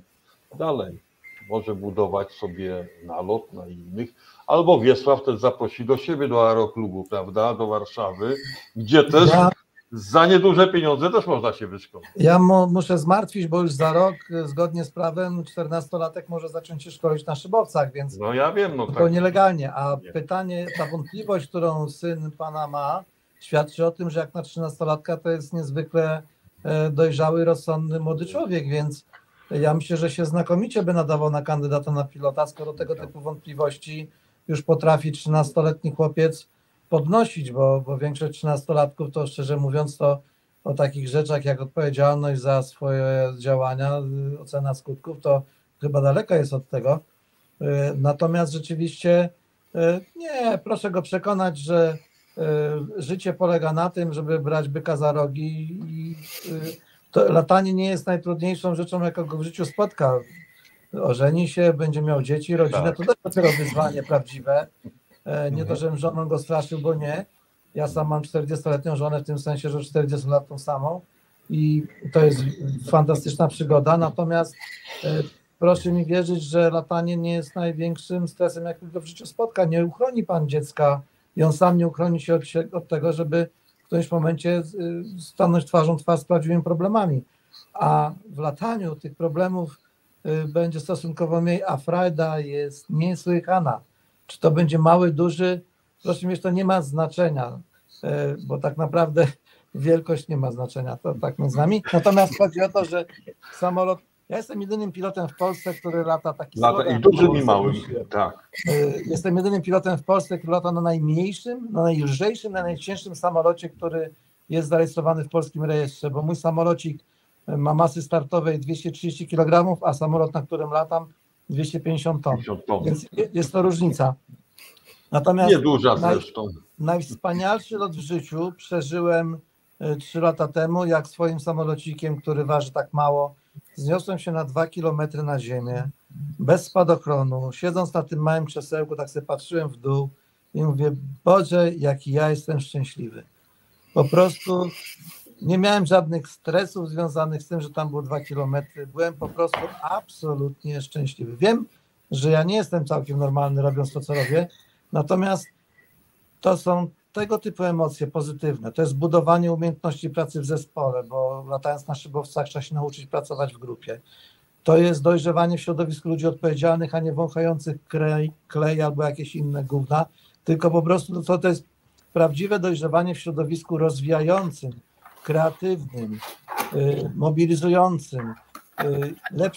Lepszej kariery, lepszej szkoły dla dziecka bym sobie nie życzył. Byłbym szczęśliwy, gdyby moje dzieci poszły w zawody artystyczne, natomiast generalnie to jest naprawdę fajne miejsce dla młodego człowieka, którego uformuje w jakiś sposób. A to jestem ja. Tak, to jest ja w moim samolocie, prawda? Tak wygląda prawdziwy pilot. Tak. To jest pan kapitan i wcześniej rzeczywiście, drodzy Państwo, pan kapitan jest jedynym pilotem, który ma licencję i posiada uprawnienia do pilotowania zarówno najcięższego w flocie polskich linii lotniczych LOT statku powietrznego, jakim jest Dreamliner, i tego najmniejszego, o których mówił przed chwilą pan kapitan. Jest to wspaniała maszyna, zresztą jak tutaj zerkniecie na to nagranie, które w tym momencie widzicie tutaj na naszym streamie, za chwilkę link się również pokaże w komentarzach, zerknijcie, zobaczcie, jak pięknie to wyglądało z tej kamery 360, a ja, panie kapitanie, muszę panu powiedzieć, że największą radość miałem, kiedy widziałem, kiedy składał pan ten samolot, kiedy praktycznie już w ostatnich chwilach, kiedy odpalał pan silnik, nawet nie zaciągając, ale pan skakał z radości. Ja to nagranie mam na telefonie, chciałem państwu to dzisiaj pokazać, ale uznałem, że może tego będzie już za dużo, ale rzeczywiście zobaczcie, drodzy państwo, w 3/4 filmu osoba w pańskim wieku po prostu skacze jak taki kilkuletni chłopiec. Naprawdę było to piękne, a tylko muszę państwu powiedzieć, że pan kapitan na stałe stacjonuje w Bobrownikach. Bobrowiki koło Nieborowa, Bobrowników, piękna wieś położona w województwie łódzkim, tego się nauczyłem, w powiecie łowickim, więc jak pan Marek czy ktokolwiek będzie chciał tam zajrzeć, to prosimy do Bobrownik. Zapraszamy, to jest piękny kawałek Polski, ludzie nie doceniają. Proszę mi wierzyć, ja globusem kręciłem w lewo i w prawo, byłem wszędzie właściwie, oprócz Antarktydy byłem wszędzie. Ale nie mamy się znowu czego wstydzić. Polska jest pięknym krajem, a okolice Skierniewic, Łowicza to są przepiękne tereny, z góry piękne, z dołu piękne, można zobaczyć piękne dzieła inżynierii, pierwszy w Europie most spawany, dzieło inżyniera Baryły, wspaniałe zabytki, piękne pałace, super ogrody typu tam Nieborowskie, Arkadia i tak dalej. Coś pięknego, warto tam pojechać, zobaczyć. I naprawdę, a muszę powiedzieć, ta budowa samolotu to była też moja terapia. Muszę przyznać, ja bardzo ciężko chorowałem, miałem nowotwór i sobie powiedziałem, że jak z tego wyjdę, to zrobię w końcu to, o czym całe życie marzyłem, zbuduję samolot, oczywiście na miarę moich możliwości, więc to było 2 miesiące po bardzo ciężkiej operacji, kiedy ja ten samolot składałem i ta radość była prawdziwa. Ja naprawdę czułem się wtedy taki wyzwolony, że spełniłem jedno ze swoich marzeń. Nie odkładajcie marzeń na później. Później nie istnieje. Trzeba robić to, o czym marzycie. Nie myślcie, że będziecie mieli zbyt dużo tego czasu, bo to może się okazać błędnym założeniem. Cieszcie się życiem, spełniajcie marzenia, realizujcie je i dbajcie o swoich bliskich, kochanych, bo innej misji w życiu nie ma. To naprawdę jest ważne. Ja jeszcze dodam tylko, że na tym naszym lądowisku są 32 samoloty, 33, bo Wiesława jest w osobnym hangarze jednostki. Ma własną przyczepę. Własny hangar ma, tak? Prawda? Jedynak, wszystko robię sam. No właśnie, widziałam podpisany. Właśnie chciałem powiedzieć, że to jest własny, najbardziej osobisty hangar w całej Polsce, chyba jedyny na przyczepie, gdzie statek powietrzny najmniejszy na świecie o numerach rozpoznawczych Sierra Papa Sierra Charlie Papa Tango mam swoje miejsce. Tak więc tak to wygląda. Drodzy Państwo, i to byłoby najlepsze podsumowanie, ale jeszcze parę minut musicie z nami wytrzymać i to jest dowód na to, że w Entelife nie można normalnie, godzinę i koniec do domu. Ja myślę, że to podsumowanie to jest chyba dobry moment. Aniu, co ty na to? Bo tu jesteś też odpowiedzialna za dzisiejszy scenariusz. Czy to jest moment na te podsumowania, te 2 tabelki pana kapitana, książki i podsumowanie twoje i Alojzego, czy jeszcze coś, o czymś zapomniałem? Tak, ja myślę, że jak najbardziej pan kapitan, jeżeli może, to poproszę o przedstawienie tych statystyk, które pokazują właśnie to, że CRM w sposób bardzo pozytywny odnoszą się do bezpieczeństwa w lotnictwie. Ja przedstawię tutaj jeszcze kilka swoich statystyk. To będzie dosłownie chwila przedstawienia kilku liczb dotyczących naszych zgonów spowodowanych błędami medycznymi, a do książek możemy przejść ogólnie, bo my dużo tych książek mamy zbieżnych. Ja tutaj je mam przy sobie, to są książki, które są właśnie polecanej przez pana kapitana i jedną mam Alka, więc... No to może zaczniemy od tego. Zaczniemy od pana kapitana. Krótkie 2 słowa. To jest żartobliwe podejście do wykresu, bardzo mądrego. Wykres Dunninga-Krugera, efekt tego jest znany osobom, które zajmują się nauczaniem, pedagogiką, ale tutaj od lewa do prawa widzimy, w jaki sposób zmienia się samopoczucie człowieka wraz z przyrostem jego doświadczenia.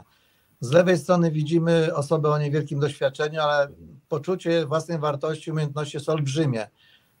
I potem zastępuje takie osiągnięcie, powiedzmy, tego nalotu takiego po 2-3 latach, kiedy przełamuje tą barierę 150-200 godzin i wraz ze zdobyciem kolejnych doświadczeń widzi, jak umie niewiele i takie poczucie własnej wartości lekko spada i potem bardzo ładnie rośnie wraz ze zdobywaniem doświadczenia, aż na końcu, kiedy to doświadczenie jest duże, osiąga ten poziom tak zwanego guru.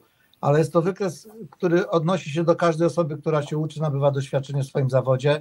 Na samym początku kończymy szkołę, jesteśmy napompowani wiedzą, wiemy wszystko, co tam ci starsi wiedzą lepiej ode mnie, wszystko wiem najlepiej, a potem krok po kroku widzimy, jak niewiele umiemy i zaczynamy się naprawdę uczyć. Także ten wykres jest naprawdę bardzo, bardzo ważny.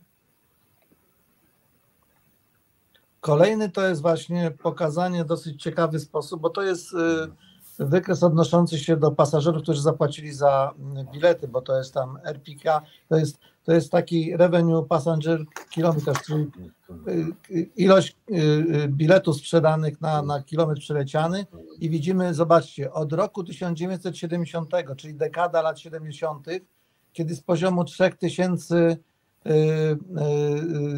ofiar na ten trylion kilometrów przelecianych, za które zapłacili pasażerowie, spadamy do poziomów bliskich zero. To jest właśnie efekt tej pracy, analizy, nauki, budowania świadomości i to, proszę mi wierzyć, to nie jest tendencyjny wykres, tak naprawdę wygląda współczesne latanie w porównaniu do tego, co było 40-50 lat temu. W tej chwili latamy w bardzo dobrych wskaźnikach, oczywiście mówimy tu o zagregowanych wskaźnikach, bo są rejony świata, gdzie dalej jest tragedia, tam Afryka albo coś, no te standardy nie są równo rozłożone po całym świecie, ale no tak jak to w statystyce średnia jest imponująca. Widać dokładnie, że jak modyfikujemy procedury, uczymy się, rozwijamy się, stosujemy nowoczesne metody, jesteśmy w stanie redukować incydenty, wypadki do tego, co Alek powiedział. Wypadki były, są i będą. Dlaczego? Bo jest człowiek. A człowiek jest niestety wspaniałą maszyną, ale omylną. Mhm. I tutaj no i to są właśnie dwie książki, które tak, twórcą nowoczesnej nauki o błędzie ludzkim, o popełnianiu błędu przez człowieka jest James Reason, to jest pan profesor z Manchesteru i on napisał tą książeczkę właśnie Human Error, to jest taka biblia osób, które zajmują się budowaniem procedur, tworzeniem właśnie nauki, tej CRM i tak dalej. A druga rzecz to jest moja jedna z ulubionych książek, którą dedykuję wszystkim, którzy tak chcą troszkę więcej swojej wiedzy osiągnąć, to jest The Limits of Expertise. Ja to dedykuję wszystkim tym uczonym mędrcom, którzy w telewizorze, będąc uczonymi od budowli żelazobetonowych, zajmują się badaniem katastrof lotniczych, że prawdziwy ekspert zna granice swojej kompetencji. Jeżeli nie zna granicy swojej kompetencji, to nie jest ekspertem, jest leszczem po prostu.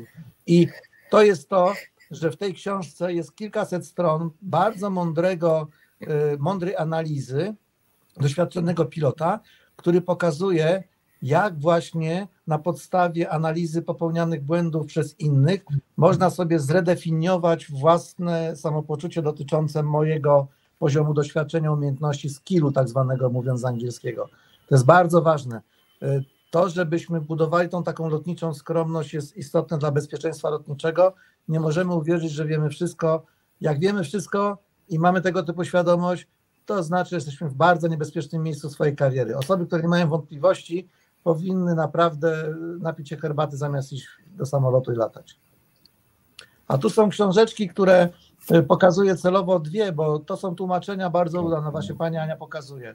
Świetna rzecz z przedmową mojego przyjaciela Maćka Laska, który w tej chwili jest w polityce wiceministrem, robi ważne rzeczy. Przedtem był, razem żeśmy badali wypadki, był moim szefem też Państwowej Komisji Badania Wypadków. Bardzo mądry chłopak i on napisał przedmowę do tej polskiego wydania, ale to jest właśnie książka, która pokazuje zastosowanie metod stosowanych w lotnictwie, w medycynie i w sądownictwie. Tu możemy właśnie dokładnie zobaczyć, czym jest dysonans poznawczy. I przeprowadzony na stronach tej książki jest wspaniały dowód na to, jak łatwo wpaść w pułapkę samozadowolenia, takiego poczucia o własnej nieomylności. To jest po prostu rewelacyjne. Moim zdaniem obowiązkowa lektura dla doświadczonych prawników, doświadczonych lekarzy. Kolejna książeczka to jest znakomite tłumaczenie przez kolegę Abraszka. Rzadko kiedy tak entuzjastycznie odnoszę się do tłumaczeń, ale książka Naked Pilot, czyli Pilot Naga Prawda, ona została wydana krótko po wypadku smoleńskim. Proszę mi wierzyć, tutaj jest odpowiedź na wszystkie wątpliwości, jeżeli mają jakiekolwiek jeszcze ludzie, że człowiek jest w stanie popełnić, wyszkolony pilot jest w stanie popełnić jakieś błędy. Znakomita źródłowa książka ze świetnym tłumaczeniem, bardzo dobrze zrobiona. David Beatty jest to pilot z uznaną renomą międzynarodową. Ta książka jest takim od 20 lat podstawowym dokumentem, podręcznikiem dla osób, które bawią się w badanie wypadków, zajmują się wypadkiem, bo to nie jest zabawa, zajmują się badaniem wypadków lotniczych. I ostatnia książeczka, którą chciałem Państwu pokazać, to jest, jeżeli wy znajdziecie ten slajd, to o właśnie, to jest ten The Killing Zone, Strefa Śmierci. Już jest drugie wydanie polskie, a teraz chyba nawet trzecie powstało. Ta książka jest niezwykle popularna. To jest właśnie opowieść, to jest właśnie emerytowany pilot, który skończył psychologię po to, żeby zdobyć instrumentarium, żeby opisać zjawiska, które znał na co dzień. To jest to, czego mnie brakuje, bo może bym popełnił też jakieś takie opracowanie, ale trochę się kryguję, że za mało znam się na tym, bo obserwacji mam dużo. Ale właśnie, że tu jest świetna analiza tego, ile złego może stać się z człowiekiem, który ma zbyt wysokie mniemanie o własnych kwalifikacjach. I to dotyczy pilotów, lekarzy, kierowców autobusu, ktokolwiek bądź. Jeżeli uwierzy, że jest już bardzo wysoko kwalifikowanym człowiekiem, podczas gdy nie jest, bo ma dopiero na początku jest swojej drogi, ale już zjadł wszystkie rozumy, to tutaj jest dokładnie opisany ten mechanizm, dlaczego tak się dzieje i to jest bardzo ważna moim zdaniem też lektura dla osób, które próbują zrozumieć, jak budować procedury, które pozwolą nam pracować lepiej właśnie w tym aspekcie. To są takie moje propozycje. Uprzejmie dziękuję. Aniu, to teraz może Twoja kolej? Ja tylko chciałabym się odnieść do tej jednej książki, rzeczywiście Metoda czarnej skrzynki. Wchodzi jak igła w masło, czyta się bardzo fajnie. No można by było powiedzieć, że to powinna być taka obowiązkowa lektura dla nas wszystkich w środowisku, no ale tego nie da się wymusić, ale na pewno można zachęcić. Super książka. W ogóle dlaczego ten temat, dlaczego o tym mówimy? Bo te nasze statystyki środowiskowe trochę przerażają. Faktem, że są dosyć stare, no bo mam na przykład statystyki z 1979 roku z raportu To Where is Human, gdzie mówimy, że rokrocznie w Stanach w wyniku błędów medycznych ginie od 44 do 98 tysięcy pacjentów. Na przykład w Wielkiej Brytanii Narodowy Urząd Kontroli, który przeprowadził swoją kontrolę i opublikował raport, mówi o liczbie 34 tysiącach zgonów i o prawie 940 tysiącach pacjentów, którzy szpital opuścili z mniejszym lub większym uszczerbkiem na zdrowiu. Mi się wydaje, że te liczby naprawdę mogą przerażać i że podejmując jakiekolwiek czynności, właśnie między innymi te czynności, o których dzisiaj mówiliśmy, wykorzystując te narzędzia lotnicze, moglibyśmy trochę te liczby zmniejszać. Co prawda my z naszego polskiego podwórka nie mamy żadnych badań, chyba że ktoś ma, ale z tego co wiem nie ma żadnych badań na ten temat. Niemniej jednak musimy mieć po prostu my sami jako medycy świadomość tego, że te błędy nam się zdarzają i że dobrze by było, żeby się nie zdarzały w takiej ilości, w jakiej jej popełniamy. Bardzo dziękuję, Aniu. Tutaj tak, tylko ja bym się właśnie chciała mocno odwołać do tej naszej świadomości, tak, że rozwiązania systemowe, my na wszystko możemy czekać, gdzieś tam możemy mieć jakieś swoje oczekiwania, a myślę, że najlepiej byłoby, gdybyśmy po prostu tak jak w Zabrzu wzięli i robili, tak? Na własną rękę, we własny sposób. Mamy do dyspozycji ekspertów do tego, żeby się pytać, żeby się dowiadywać. Mamy publikacje, mamy książki do tego, żeby się tą wiedzę zdobywać, więc po prostu działajmy.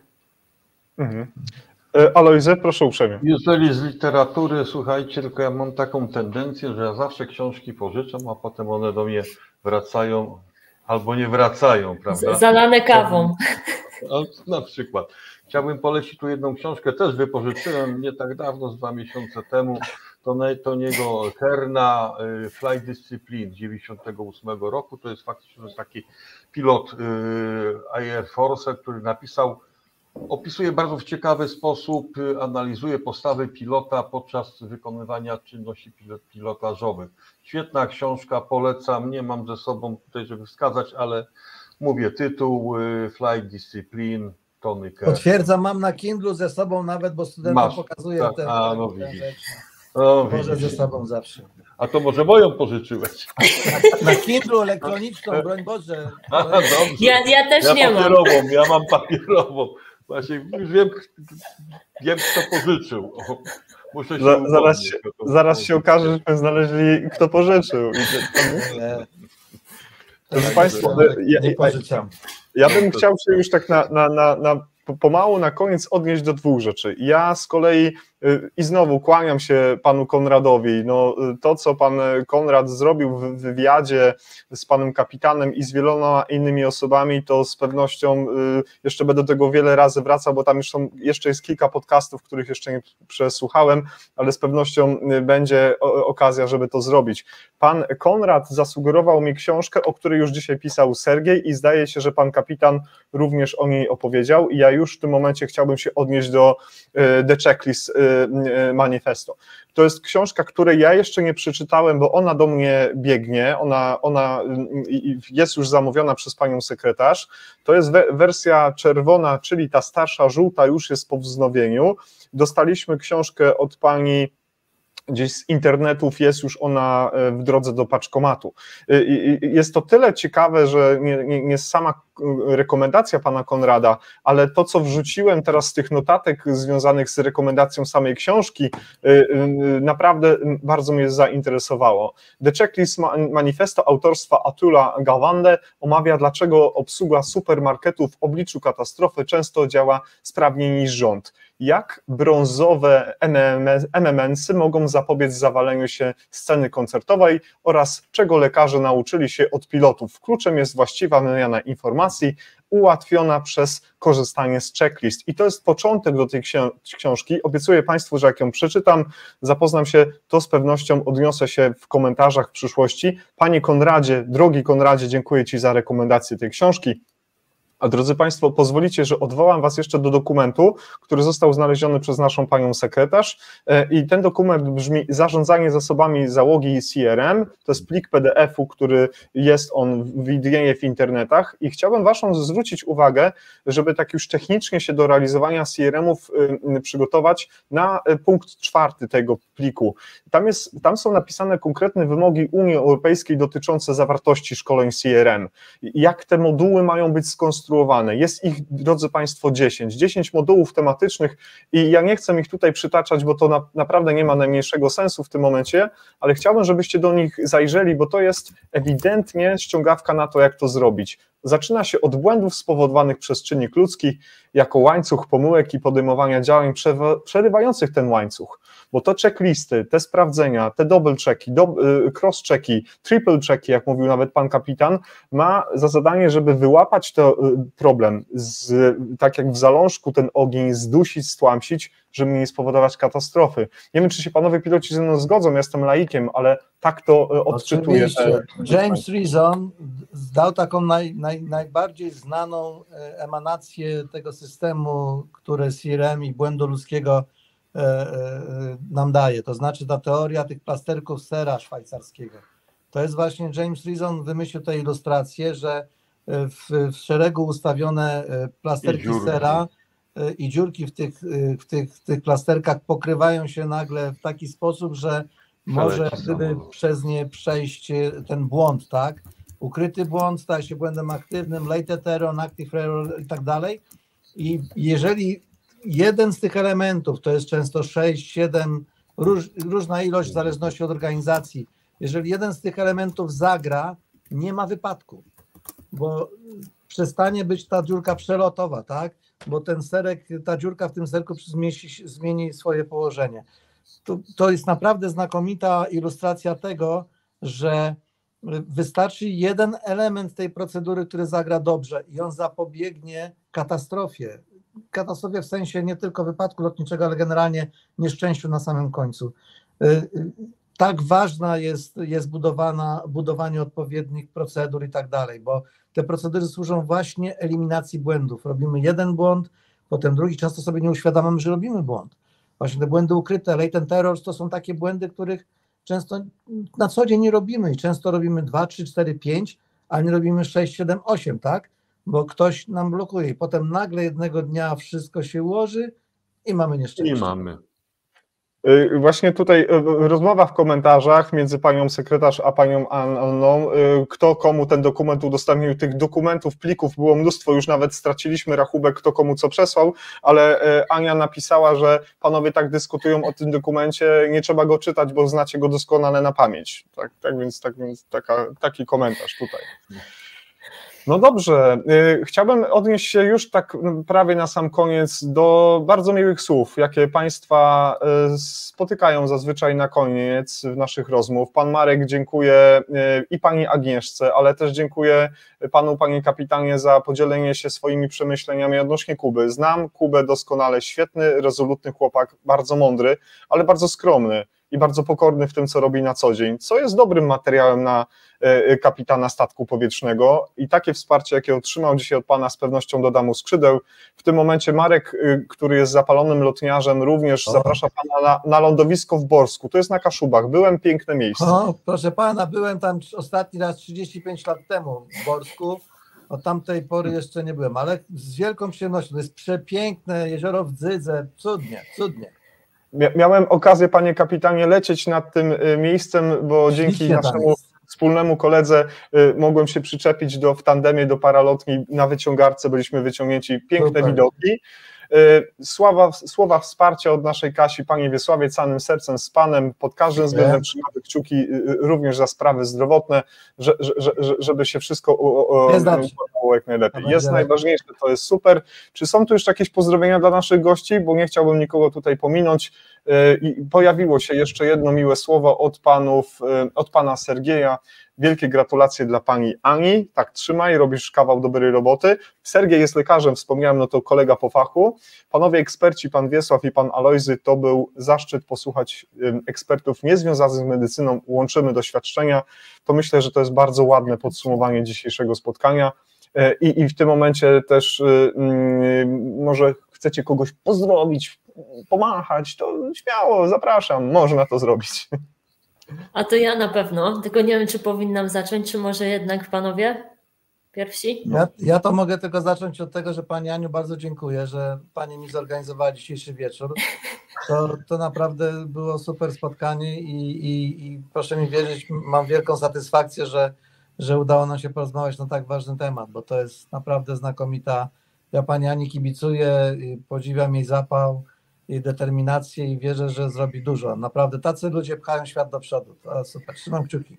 Dziękuję, dziękuję bardzo i dziękuję za ogromne wsparcie, Panie Kapitanie. Bez Pana ani rusz. Dobrze, to dzięki. Aniu, proszę tak, bardzo.